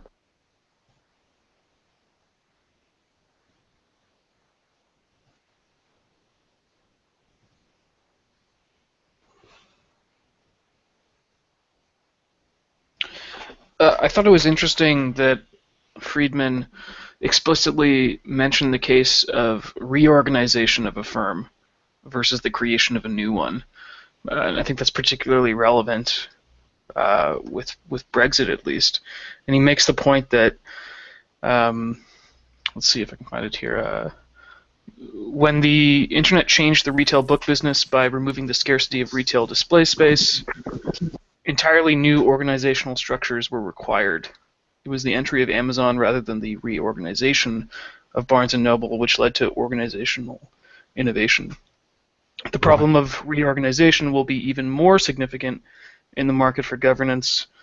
Constitutions are designed to be enduring. So I thought that was an interesting. I thought that was an interesting note, because once you've shifted into the frame of a theory of firms, it being geopolitics, then sort of naturally that type of realization seems obvious, that that for true variation, reorganization will be extremely difficult to sort of push in the direction of achieving the variability necessary to get the dynamism of the selection process really going. I'm not sure if that's making sense, but no, it is. It's a really complicated problem for sure, isn't it? I mean, because what drives the reorganization is selection pressure. It doesn't have to be. I mean, in the most dramatic form, it's obviously that you have such a kind of luxuriant innovation pool that you can just brutally cull all the failures and their places replaced by successful models. But I think that that's verging on the utopian of this. So one step down is that you have serious competitive threat of a sufficient vividness that it kind of drives organizational reorganization, and firms, governments think that they will fail unless they drastically renovate themselves in response to this competitive environment. Now, obviously, those effects are dampened hugely by the fact that to use the exit is weak, or in the Friedman language, the switching costs are so high. People still use the post office. They still use all these dysfunctional, crappy, monopolistic services long into the point where everyone knows that they're not working, because of the fact that you just can't go anywhere else. It's like the costs of leaving us and to an alternative supplier are so immense that you tolerate vast amounts of failure, and because of that, there's no effective political pressure to modify the way things are being pursued. And I don't think that Friedman overestimates this at all. I mean, I think it's totally right. I think that the amount of bad government that is tolerated is just vast beyond any easy comprehension, because of the fact that switching is really difficult. I thought the sort of meta point about constitutional policy reorganization being subject to the same political pressures Right. as the democratic process itself. I thought that was an interesting point. Yeah. Definitely. Because that also is not within a competitive milieu, is it? Exactly. So if reorganization or ultimately soft secession of the form of something like Brexit ultimately doesn't really escape the problem. It just shifts it into another domain. Yeah. You're only really addressing the problem if you are effectively increasing the level of regime diversity, and by that has to be included the fact that you have real switching processes, real exit processes. If you're just breaking things into small units and people remain as terrestrialized on those small fragments as they were on the original large ones, then absolutely you haven't really got any room for optimism that this is gonna add to the pressure that you're looking for at all. I wonder though, it's Europe's very, just to get back more concrete, it's kind of ambiguous about that, because you obviously do have a lot of movement within Europe, and you have a lot of migration of valuable human resources, and you have a lot of migration of capital, and so it's not as if there's zero competitive pressure on governments here. I think this is why Europe doesn't like, the European establishment does not like Britain, because Britain is a liberal outlier, and London is full of French, talented French people who've all left France and work in Britain, and I'm sure there's lots of European capital that has all migrated to the City of London, and that jurisdictional arbitrage, even if it's nothing like as intense as Friedman is imagining, it's also not zero. It's also a constant source of political conflict. And within the European structure, there was the trade-off was, well, we will allow you to do this. We will allow you to compete in this way. But the payoff of that, the deal, is that you will accept this thicker and thicker level of collective European governance structure. And that is the deal that has broken down with Brexit. And obviously the UK establishment is as shocked as at that breakdown as anybody is. I mean, they thought this deal was okay, I think. London, it's no coincidence London is voted to remain. The parts of the country that actually were working that deal successfully have not given up on it. But that deal as a whole has collapsed now, whatever the reasons for that. Yeah, well, you get some of the you get almost a sort of partial some of the dynamics, but so you get the effects of I imagine in the sort of Friedman type model, you get people moving to a certain jurisdiction, a certain raft or whatever, because it's winning, if you like. It's business is booming there. There are lots of jobs. There's lots of opportunity and whatnot. And lots of people have, or on the contrary, the raft they're currently on is going through hard times and they want to leave. And yeah, lots of people have left. Spain certainly for London, and so it sort of works in that respect. But at the same time, the rules that it imposes on the countries prevents actual, a country responding by changing the way it operates, right, because there are so many fiscal tools that aren't available to these countries to try to to compensate, and so you end up with this like massive brain drain from one region to another. And it is ironic that actually sort of Britain has been the place where it's all been going, and they've been the ones that have first decided to can it. But that's that. But yeah, so you do get some of the results that competition would provide, but there isn't the freedom and the flexibility for nations to sort of compete with one another, because there is this restriction on, especially with the Eurozone, that they all have to follow identical models of and there's the dynamic with Germany having benefited as well, and gotten rich off by selling cars to Greeks, and lending them the money to do it, and all that sort of stuff. But it's not a successful model in that respect. I think it's clearly, but it actually shows the dynamics working of people actually moving, which is interesting. Sorry. Yes. No, that's true. It's true. You can overstate the switching costs. I mean, obviously people do switch under censorship. That's right. That is an important point to make.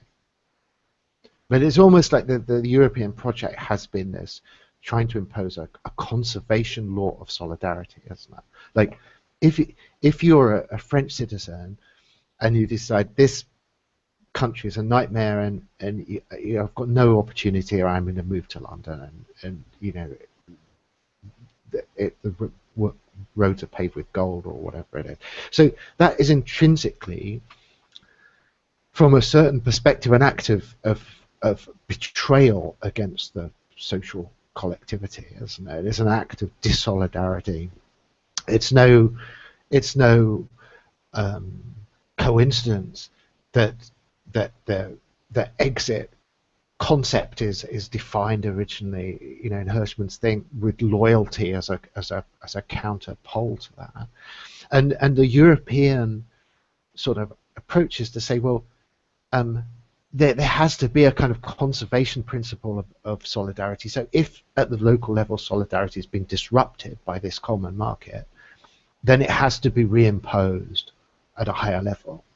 You know, and so you've got all these regional adjustment funds. You know, if some part of Europe is failing, the European project is to reduce the pressure for radical institutional reform by having these various regional funds, and they can carry on with the way they like doing things, and they can address their policy environment to local democratic pressure rather than to systemic competitive pressure. And all of that is very un-Anglo, and the Europeans know that, and both sides have been in conflict about it. You know, all the old classic Thatcher handbagging stuff was about why should we provide this money to compensate for the effects on your solidarity structures of competitive dynamics within this common economic space. That's a kind of liberal, in the old sense, liberal viewpoint that for most Europeans was completely unintelligible and just seemed obnoxious. And we've now got the final fruit of that whole dispute.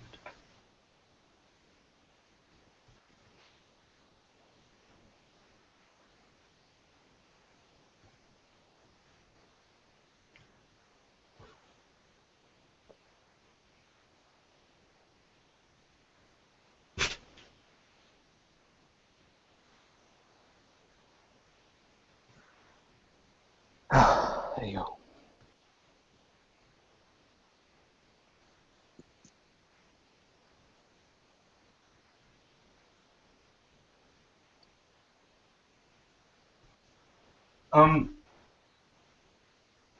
I wonder if we could hook back a little bit at because in Taylor and Friedman, war is completely off the page, and I can't work out if that's like wishful thinking or whether there's some libertarian assumption that of course everyone's armed to the teeth and therefore Right. it's all a fun standoff and we're all peaceful because we respect each other like gunslingers in the Old West or whatever, or what, and then it would be worth interrogating independent of them, like, is that even a meaningful concept, competition between these states without, you know, routine war. You know, the Warring States period is called the Warring States period for a reason. Yeah. I mean, I think there's a lot of things that could be said about this, and we've touched on some of them, but I'm not sure they're the sort of things that the Friedman would want us to be saying. You know, I mean, it seems to me that if there is this catabolic, this is a repetitive point I'm making, if there is this catabolic trend in geopolitics, it's because of the fact that there is that deterrence is becoming much more widely distributed, deterrence capability. And, you know, so the prospect of a small, rational political unit raising the costs of aggression above its possible rewards is becoming much easier now than it has been. And to be honest, I think even in recent history, that threshold has been high.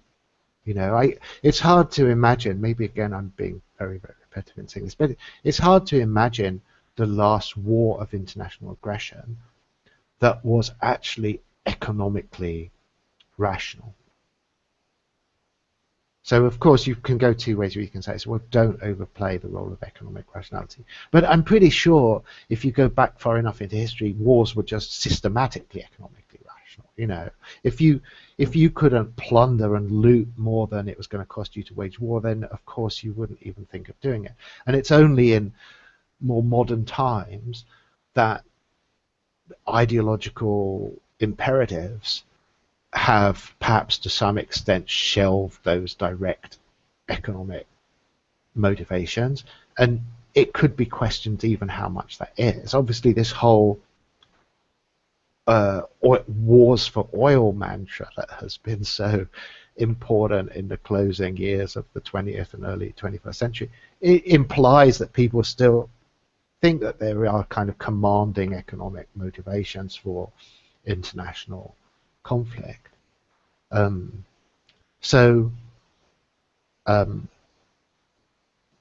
Yeah, so to make a sort of large, complicated, messy argument, bring it right down to the point, there's a kind of basic game theoretic calculus, isn't there, about international aggression, where you just need a full spectrum definition of benefits and costs of aggression, and if you can't push the other players' cost threshold above their benefits expectation, then you are going to get aggression. If you can substantially push those expected costs above any anticipated benefits, then it seems strange that you would have international aggression as a major factor.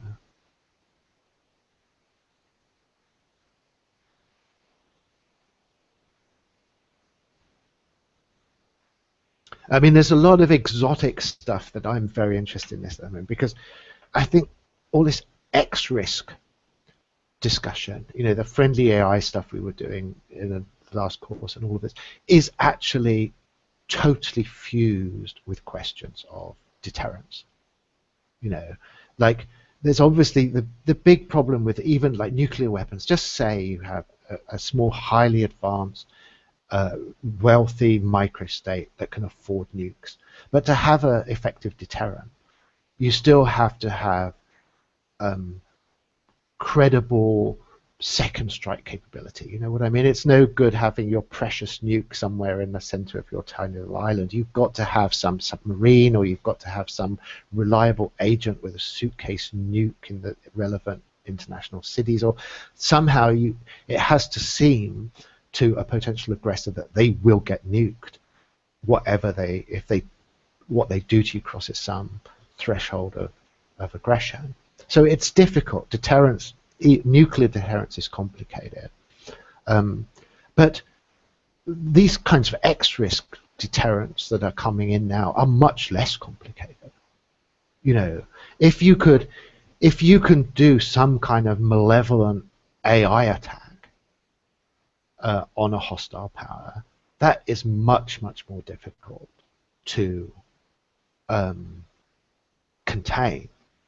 You know, if you have people distributed throughout the world, they don't even have to be in on enemy hostile territory. They just have to be widely distributed. Some of them in capitals of societies that your enemies are scared to attack, and they can do something with a computer that unleashes horrific risk on your society. That's a very sort of neat, schematically, that's a very neat deterrence option to have.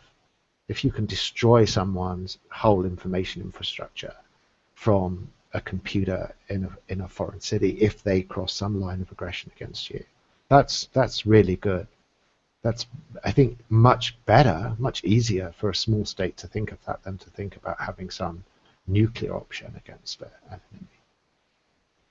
So I'm just sort of saying that it's no coincidence that technology is bringing in this whole exotic flora and fauna of X risks, and all of that, anything that can be an X risk, is a potential deterrence capability.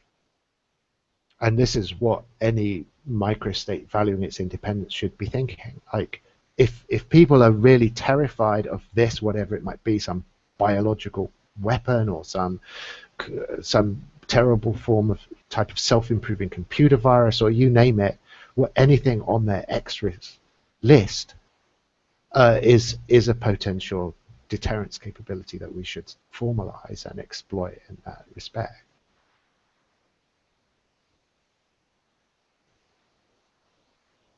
That's quite a bold assertion, isn't it? With the because I mean there's a PR element to it, isn't there? That there are going to be lots of people who, if this anything like this ever happens, who are going to be just opposed to it on philosophical grounds, and lots of people who just wouldn't move to one even if the perfect job for them came up or whatever, on principle, because if it's not a liberal democracy. But what you mean if it was protected by something that they thought was too horrific? Well, yeah. What I mean is if they sort of started stockpiling anthrax or whatever, and have had agents in New York City who knew the water system there or whatever, it's I don't know. I mean, defense is something I'm not really have no expertise in, but it doesn't seem like it would be unless you kept it very secret, in which case. No, that's useless. That's the Doctor Strangelove thing. How's it a deterrent? Yeah, no, a deterrent has to be public. Yeah. I think it can surely be cut. You don't want to actually be like frothing on television when you make your global announcement that you have this capability. But I mean, if you're taking security seriously, then deterrence is surely the absolute spine of that.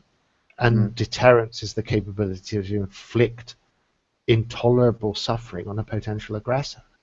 And I don't really see any way around that.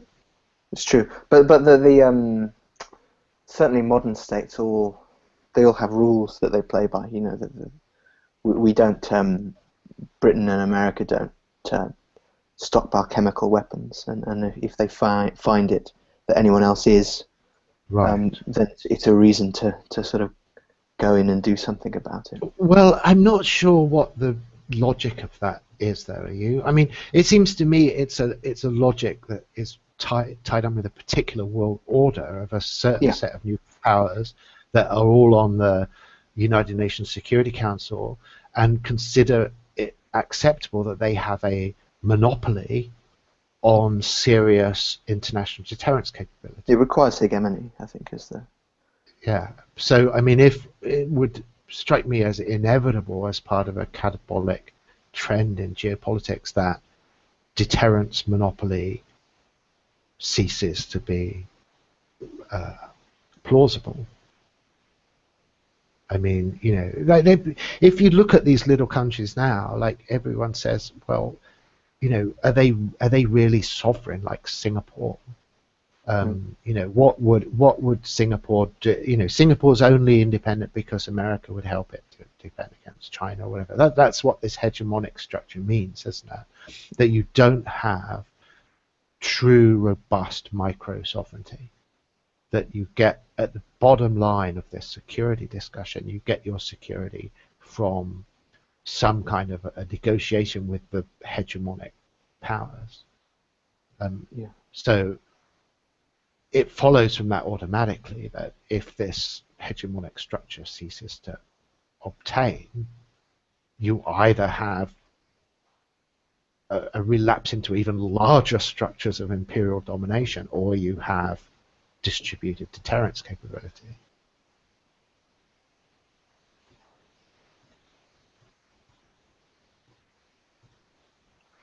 Yeah.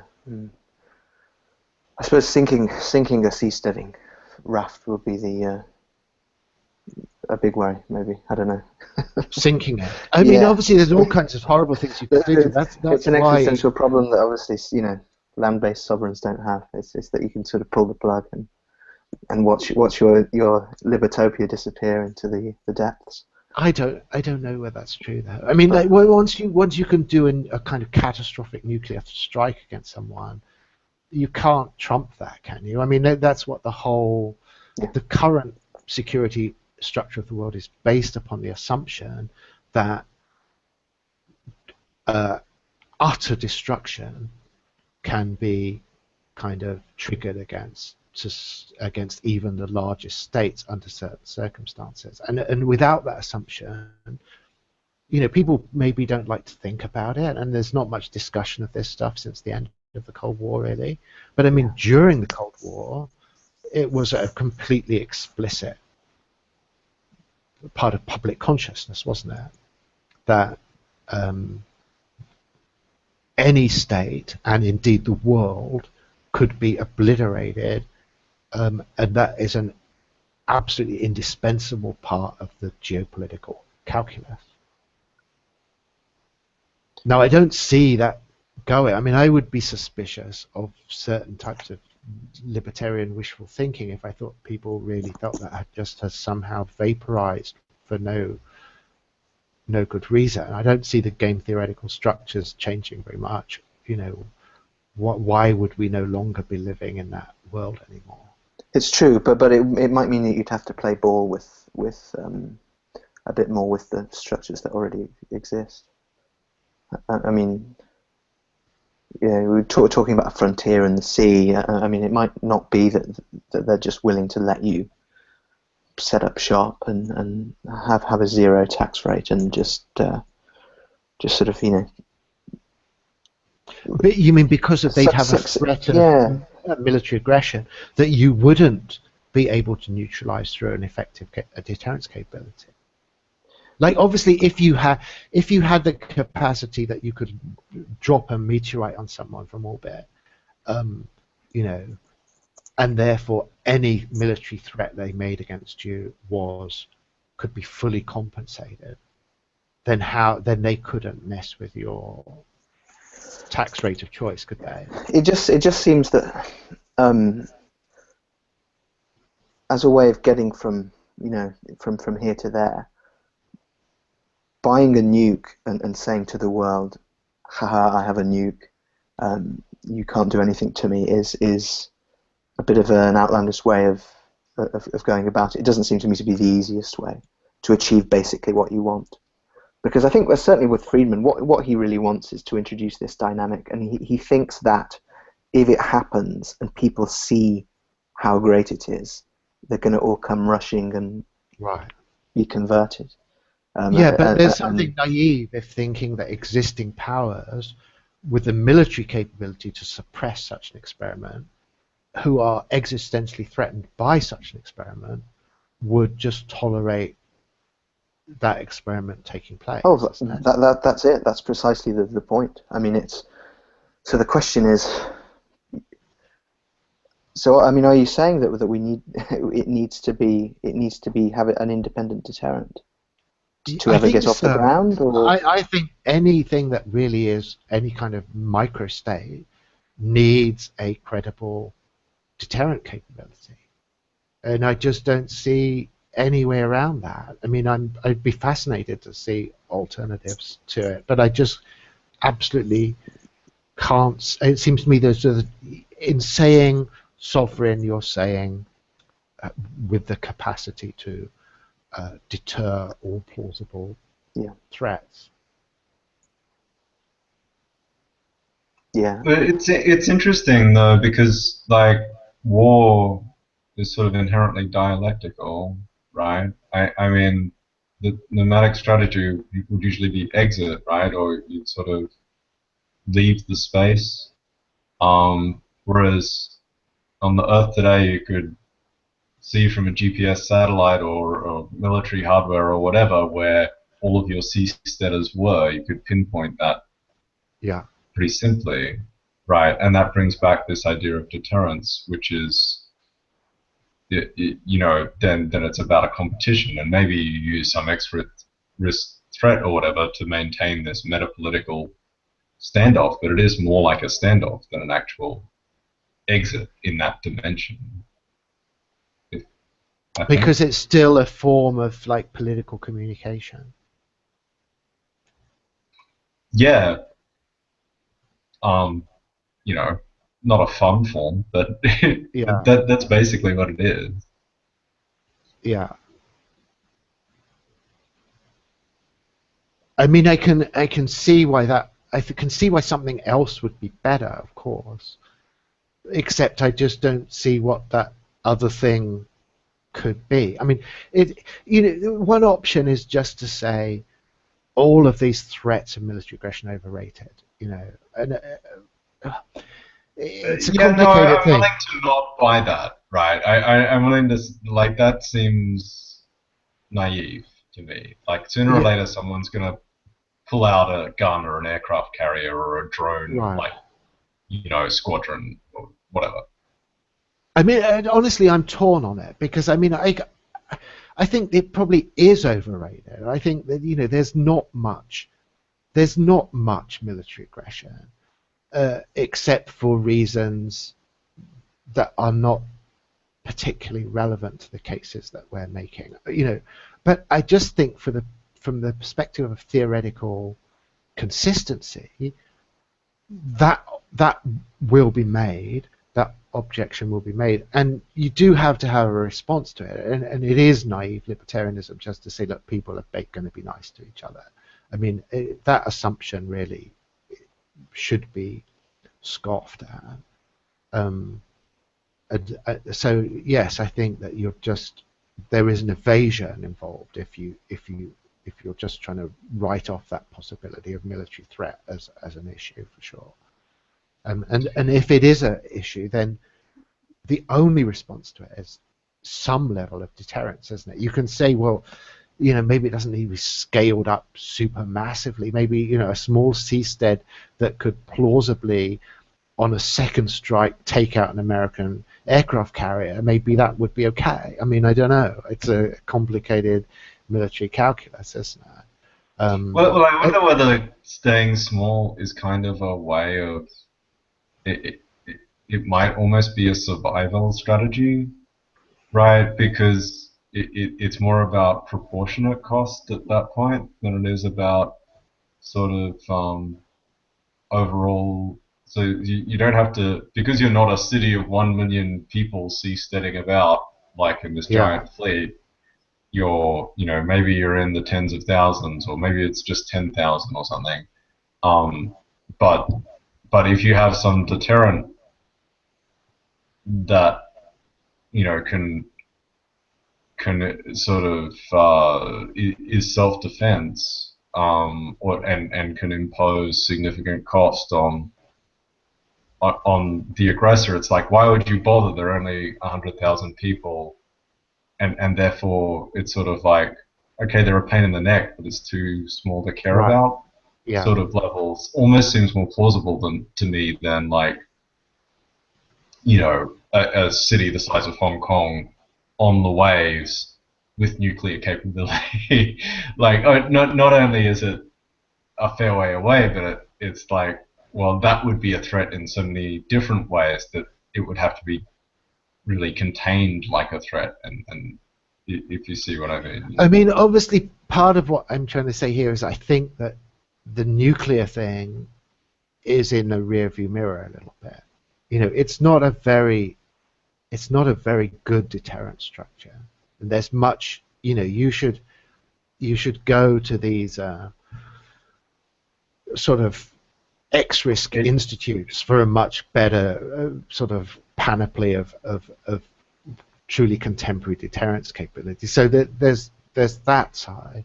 Well, it kind of doesn't scale down very well either, right? It's like, okay, lower your tax rates. No, or we go nuclear, right? That doesn't work. But maybe you could do something more granular with like, oh, okay, or we disable 30% of your electricity network, or I don't know, something Right. like this. Like, yeah. Yeah. But on the other side of this, I have to say I do see an epoch of massive nuclear proliferation happening.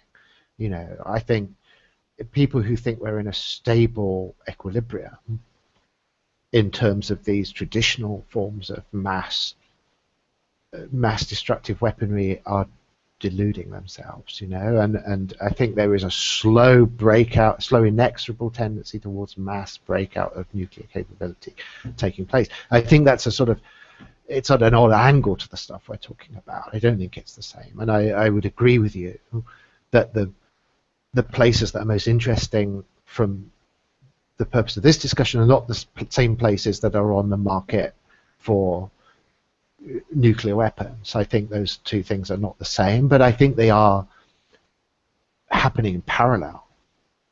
And I think that they are both parts of a larger catabolic process, that the structures of international hegemony that we've got used to are not stable and are in a process of accelerating collapse.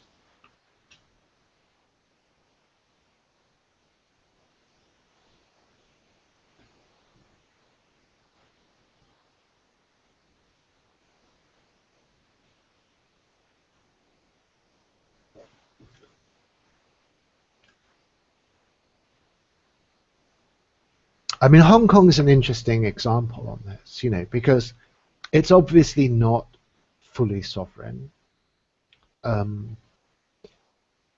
but it's remarkably autonomous, and it's right next to a massive power that has already, I mean, if the Chinese government, whose special autonomous region it is, decided tomorrow that they would flood the place with the Red Army and introduce any kind of regime structure there they wanted, that's fully within the scope of international law. There's no one could even do anything about that. So it's not the Singapore case where there's some possibility for playing people off against each other. So how does that level of autonomy get reinforced? And I think there are useful lessons, practical lessons to be learned from that.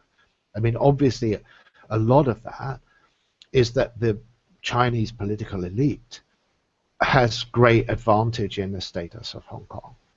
The fact that they are able to park assets probably surreptitiously in some zone outside their domestic economy is highly advantageous to them. And so there are complicated, again, public choice issues at stake here that are nothing close to what they might appear on the subject, on the surface rather. And that, I think, would affect any of these little, I mean, assuming they'd all tend to be libertarianish for the same reason James said. I mean, tax rates would be competed down. Anyone that involved a high level of economic sacrifice is setting another giant barrier for itself to exist. So let's just assume, hypothetically, that they're all tend towards the libertarian end of the spectrum. They are, by nature, able to cut private deals with elites all over the world. So at the same time that the public political position of those elites in their own countries is going to be, this little place is an outrage and it's kind of too competitive and it's laundering drug money and all of that stuff. At the same time, as has been, what was that massive exposure on WikiLeaks of everyone's kind of offshore bank accounts that had recently? I mean, the elites are not gonna, they're not the Panama Papers. The elites are not wanting to subject themselves to the same rules of sound, public, altruistic economic policy that they are publicly pronouncing as right for their societies. And I think that can be considered a stable situation. It's almost impossible to imagine a regime that would be consistently aligned with its own public pronouncements.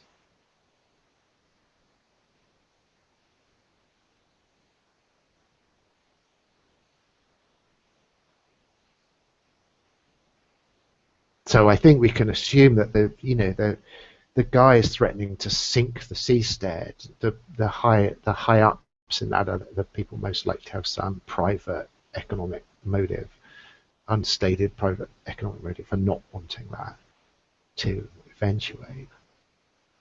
Yeah, I mean, with Hong Kong, certainly when it joined, it was the biggest city in China by far in terms of economically, and then there's a certain measure of don't kill the goose laying the golden egg. It's not in their interests to change it. They would be better to learn from it.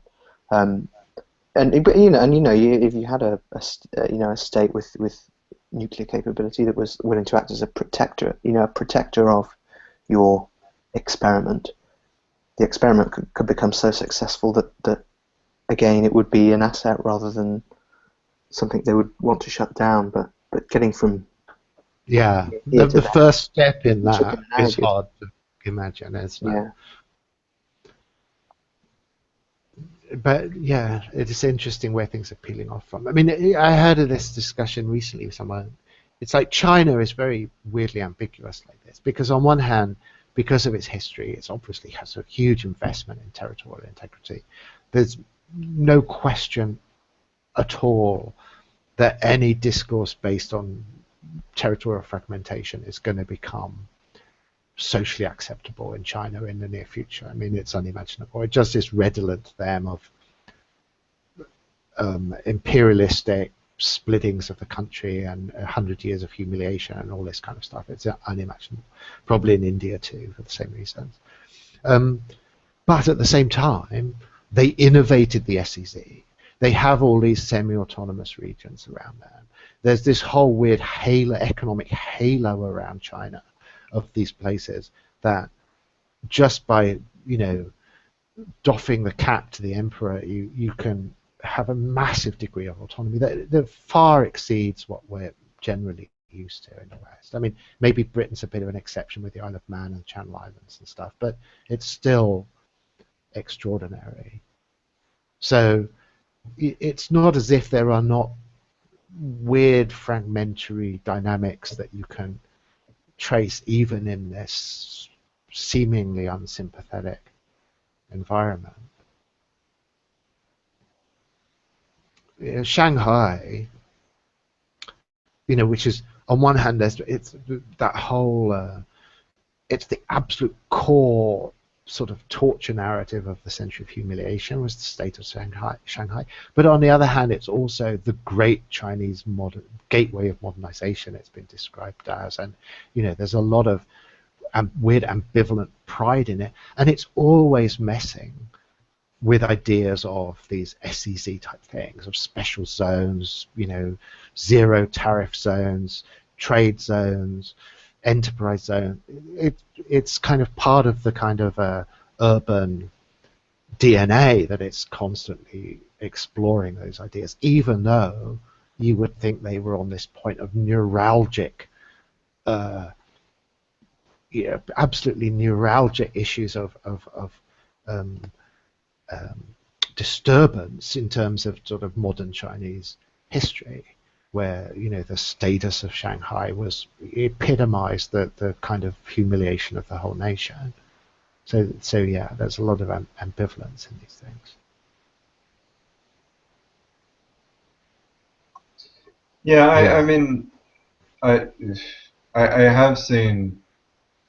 I think I even saw Dan Hannon contrast the relative decentralization of China to the EU in trying to draw exactly that sort of contrast. If you want to, you can circle back to the Brexit debate even. Now, obviously, the sort of democratic organization isn't there in China, but I think a lot of people miss the point about China's political decentralization. It's sort of like, say, yes, the party's in charge and it's one country, but then so much of the economy and the party is actually governed at a provincial or a city level. An awful lot of integrity and that's not in just China. that. It can be satisfied symbolically, it's sort of strange like that. As long, and I think this is something that goes really deep into Chinese tradition, is that, if you make the right symbolic gestures as a sort of tributary dependent, then the substantial consequences of that are extremely small. The political center is very happy with people just simply making a kind of extremely public affirmation of political subservience with no significant content to it at all. And I think that the whole politics of the region is shaped by that. It goes outside, I think China's neighbors know there's something odd going on there like that, and that it's not the notion of a sort of economically predatory power that would tend to go the other way. I mean, I'm not saying this is right.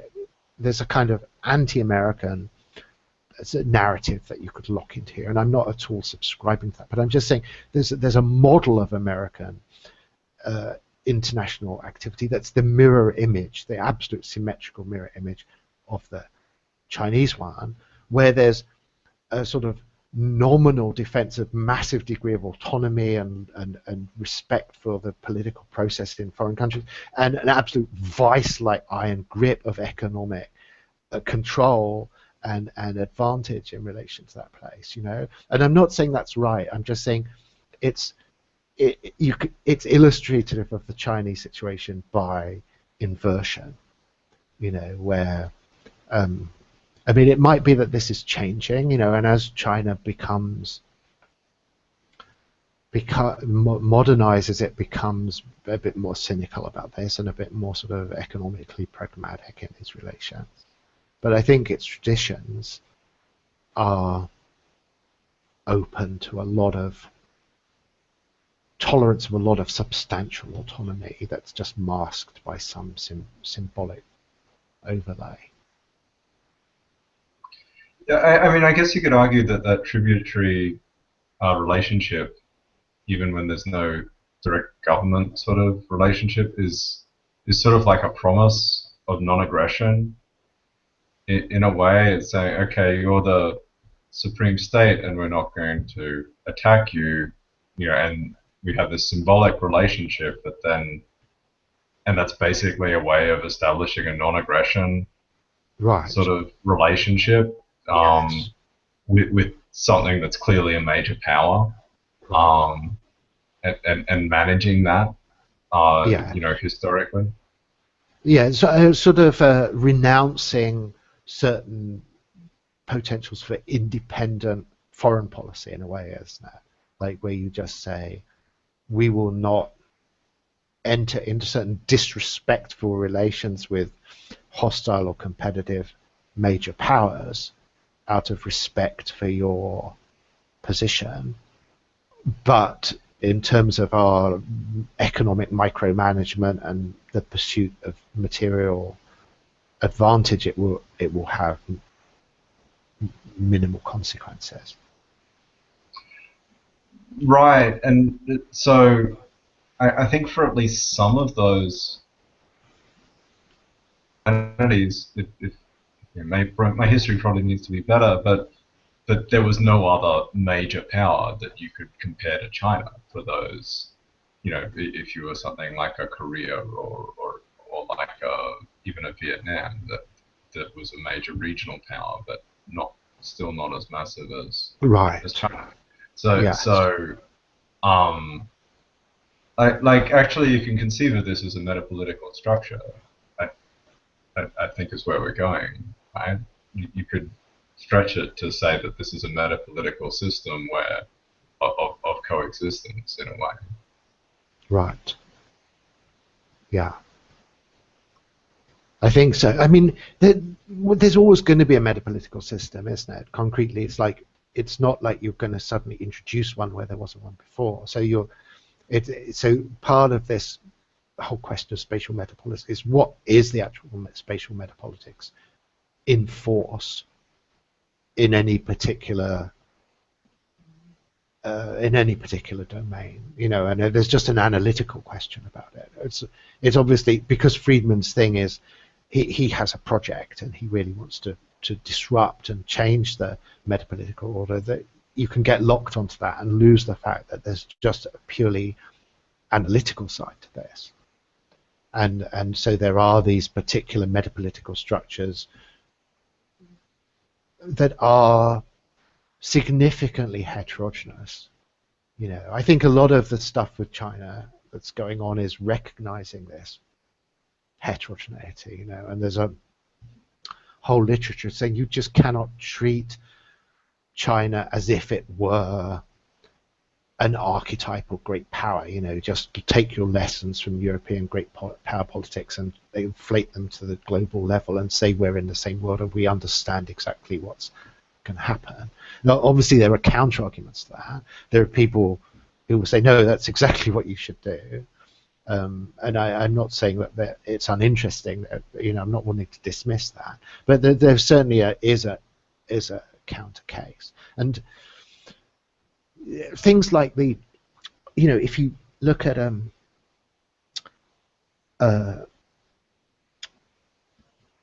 Jiang Zemin's sort of period in office, the deal that was kind of drawn up to try and seduce Taiwan to accept unification with China, it was quite an interesting document, because it really, where you're saying, well, what exactly is Taiwan being asked to give up? And it was quite hard to find. I mean, I think it was basically just independent foreign policy orientation. The Chinese said, look, you can keep your own armed forces, your own police force, your own economic policy. You know what I mean? You go down the list of sort of substantial concessions to the integrated state, and they're almost non-existent. It's like all that was being asked was that you just say there is one China and its government is currently legitimately in power in Beijing, and nothing else that would be recognized generally as a kind of automatic concession to that kind of admission of sovereignty was being asked for at all. In fact, explicitly not being asked for. So, I think it is hard. It is hard to just transpose this European model over and say that what's going on with this kind of transformation of the structure of hegemony in East Asia is something we already understand from our experience of great power politics in Europe. So I guess the comparison appeals to me because sort of like Westphalian states are relatively similar size and scale, and okay, you have a princely state versus a sort of major power, but it's an order of magnitude sort of thing. Whereas this seasteading or this other dynamic geography, if we come up with other funky sort of variations on it, it's massively, to me it has to be massively imbalanced. It's like sort of large villages versus like China, or India, 1 billion people, versus like a couple of thousand. Yes. So that huge disparity in scale means that the relationship is not going to be like a sort of princely state relationship, even though there is a couple of European sort of microstates that but something like that sort of, I don't know, acknowledging the United Nations as the emperor,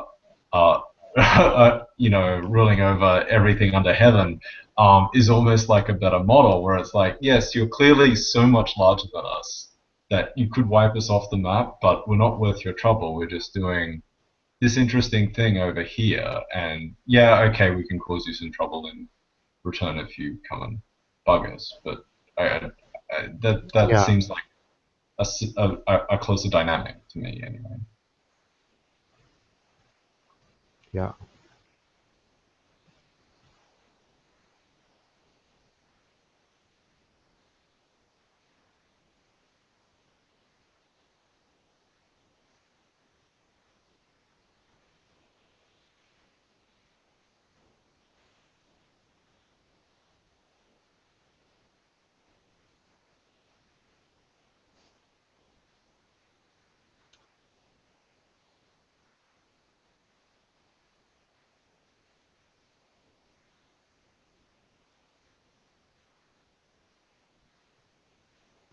Um,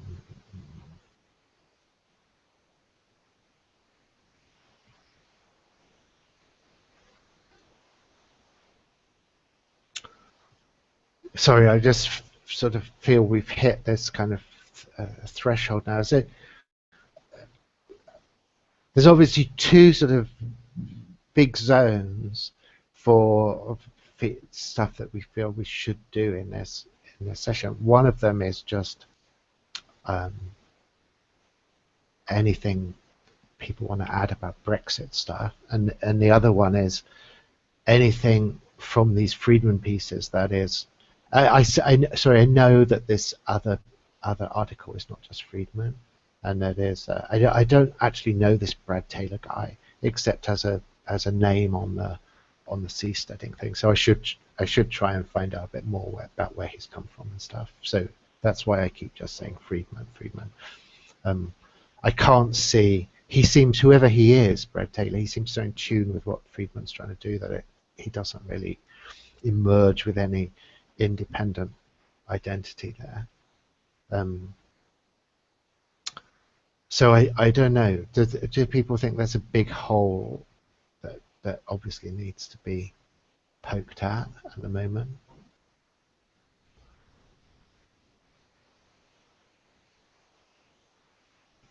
I mean, it is obviously that we're sort of talking about two different things here that are whose relation is complicated, isn't it? Like, you know, secession and dynamic geography are essentially very different things. They have some complicated relation between them. But if someone said, why are you even talking about these two things together, it would at least deserve a response.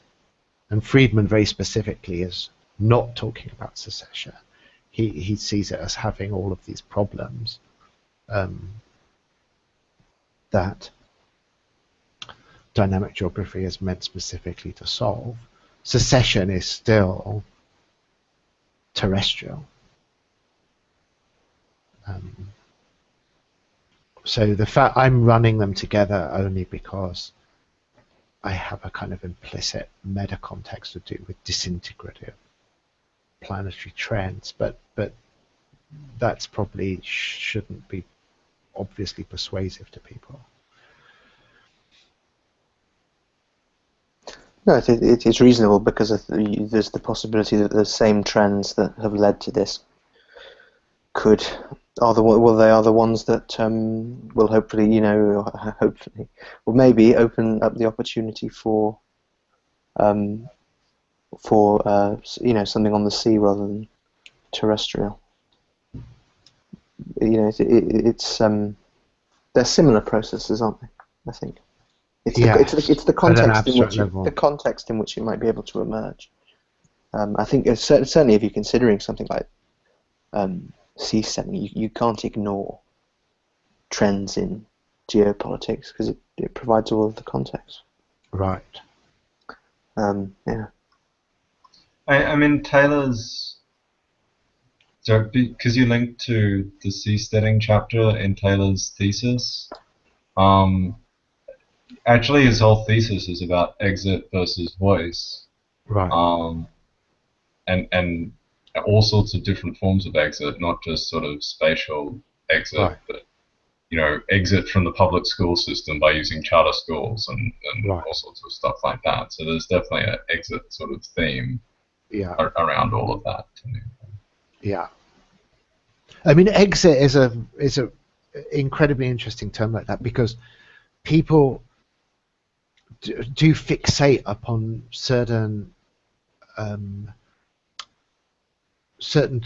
dimensions of exit and give them quite arbitrary emphasis.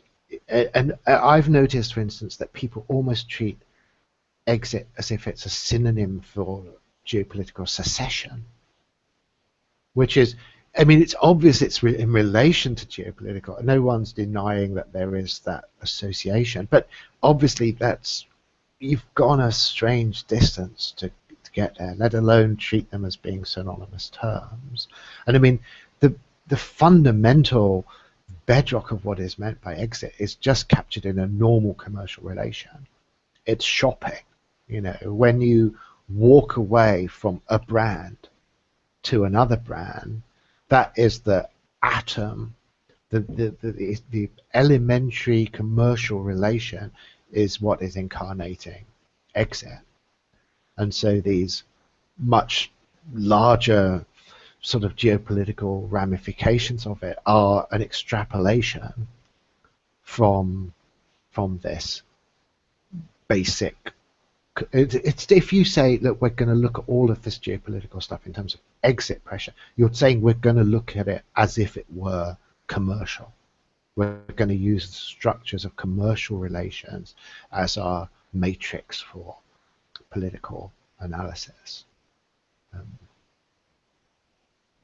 So yeah, that is odd. And obviously these school things and all these examples are closer in a way to the way that term originated, Hirschman's thing.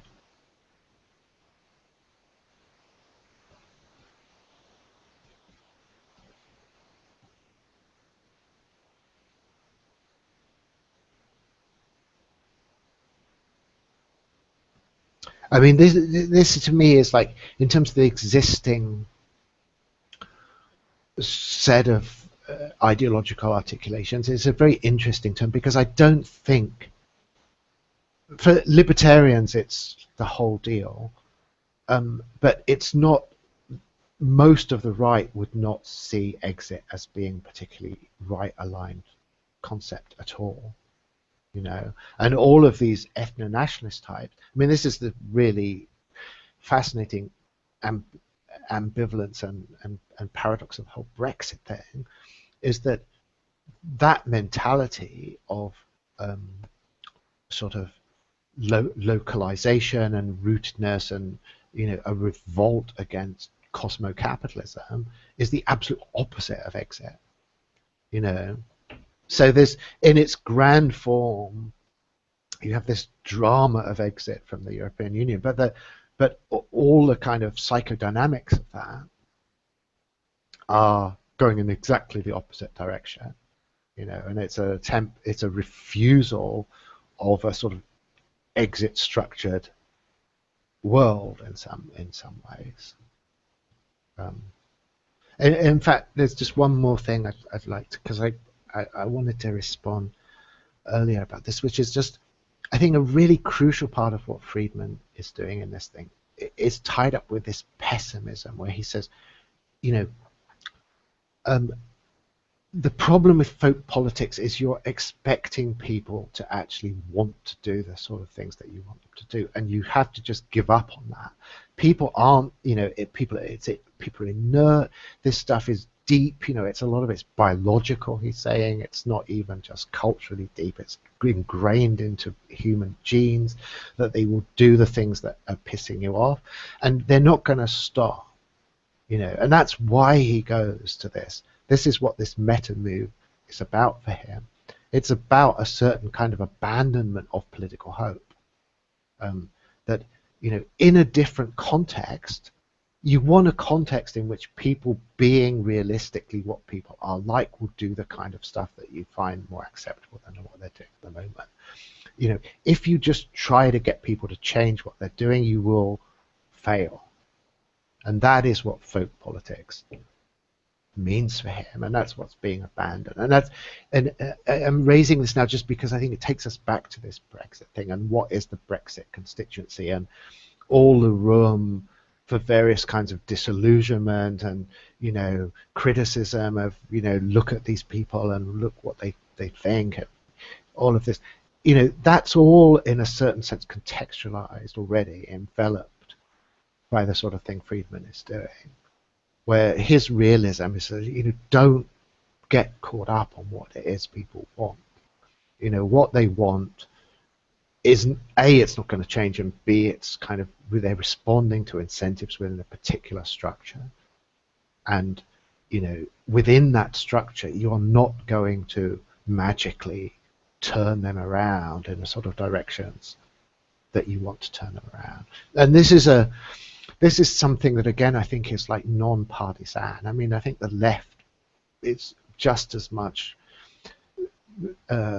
should be susceptible to that lesson as the right. You know, that the attempt to kind of get new man, you know, new libertarian man or new socialist man, all of those new men are just never gonna turn up. You know, whatever it is, whatever you want new man to be, you're just going to be waiting forever for new man to appear. And so, you know, what matters is what is the actual structure of incentives that people are operating within. Yeah, the people will always disappoint you, is I think the lesson. Unless you preemptively disillusion yourself to a massive degree. Yeah. Yeah. But there's also an interesting sort of distinction between the sort of Brexit, that sort of momentum and what we're talking about is that there are all these issues of sort of nation and ideas of a unified people. What's being proposed is sort of intended to operate outside of all of those considerations, and outside also of sort of ideas of trust. I think really the sort of the trust that is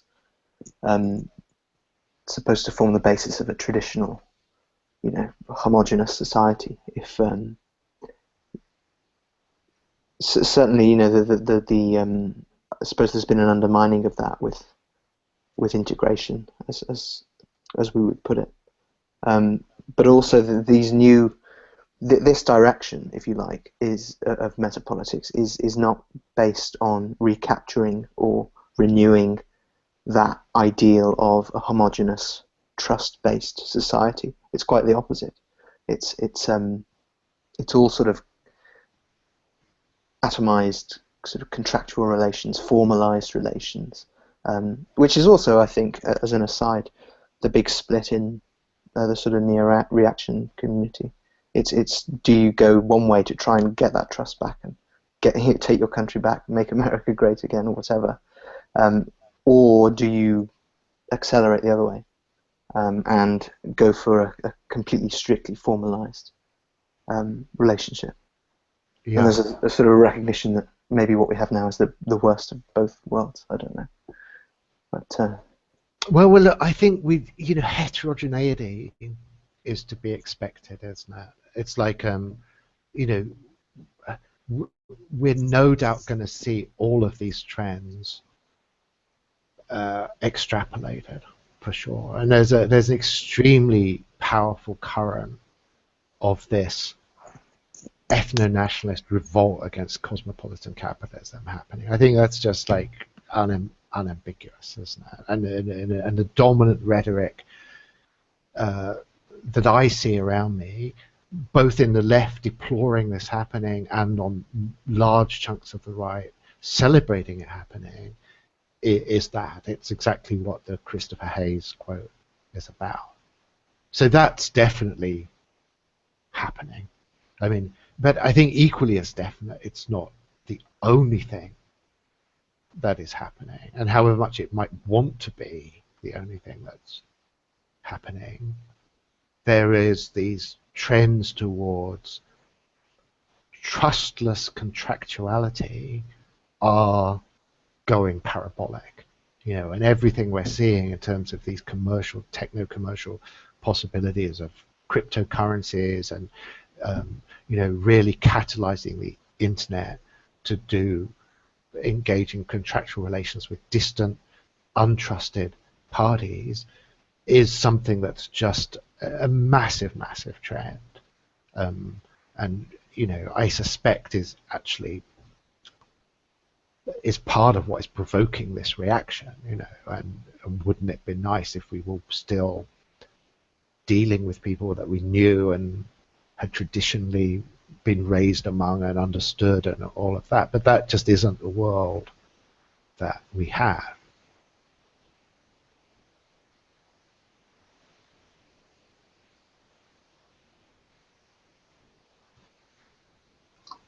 I mean, We might have to wrap up soon, but Scott Alexander's, again, trying to combine those or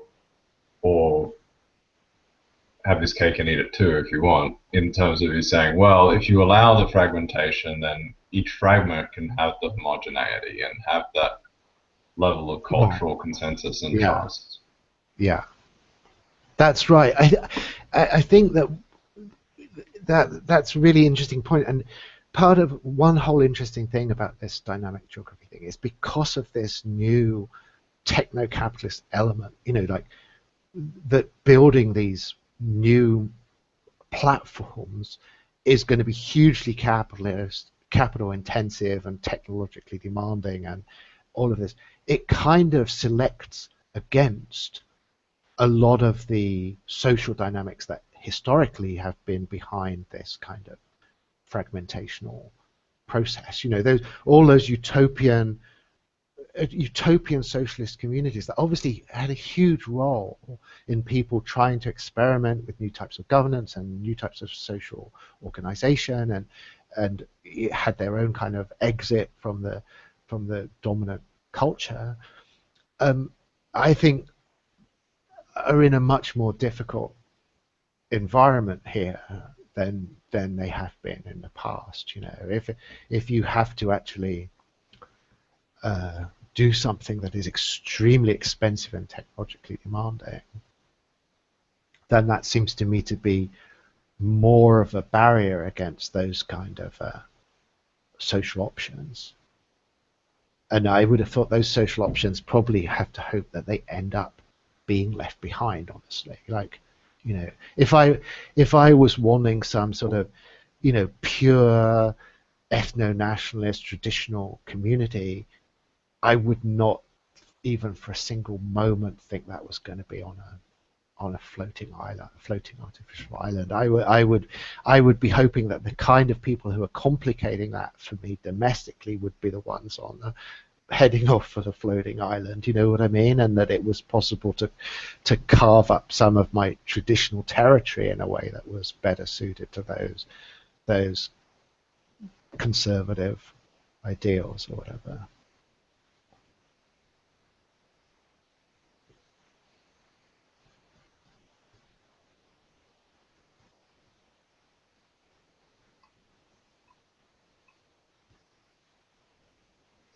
Yeah, I pretty much agree. I think I have to digest it. Yeah.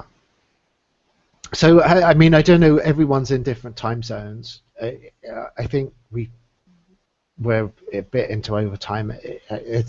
Do you think we should be wrapping up now?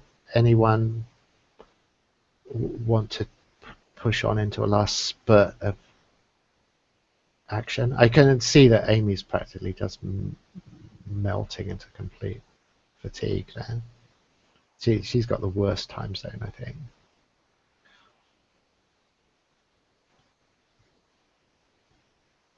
What do you think, guys? Are we done?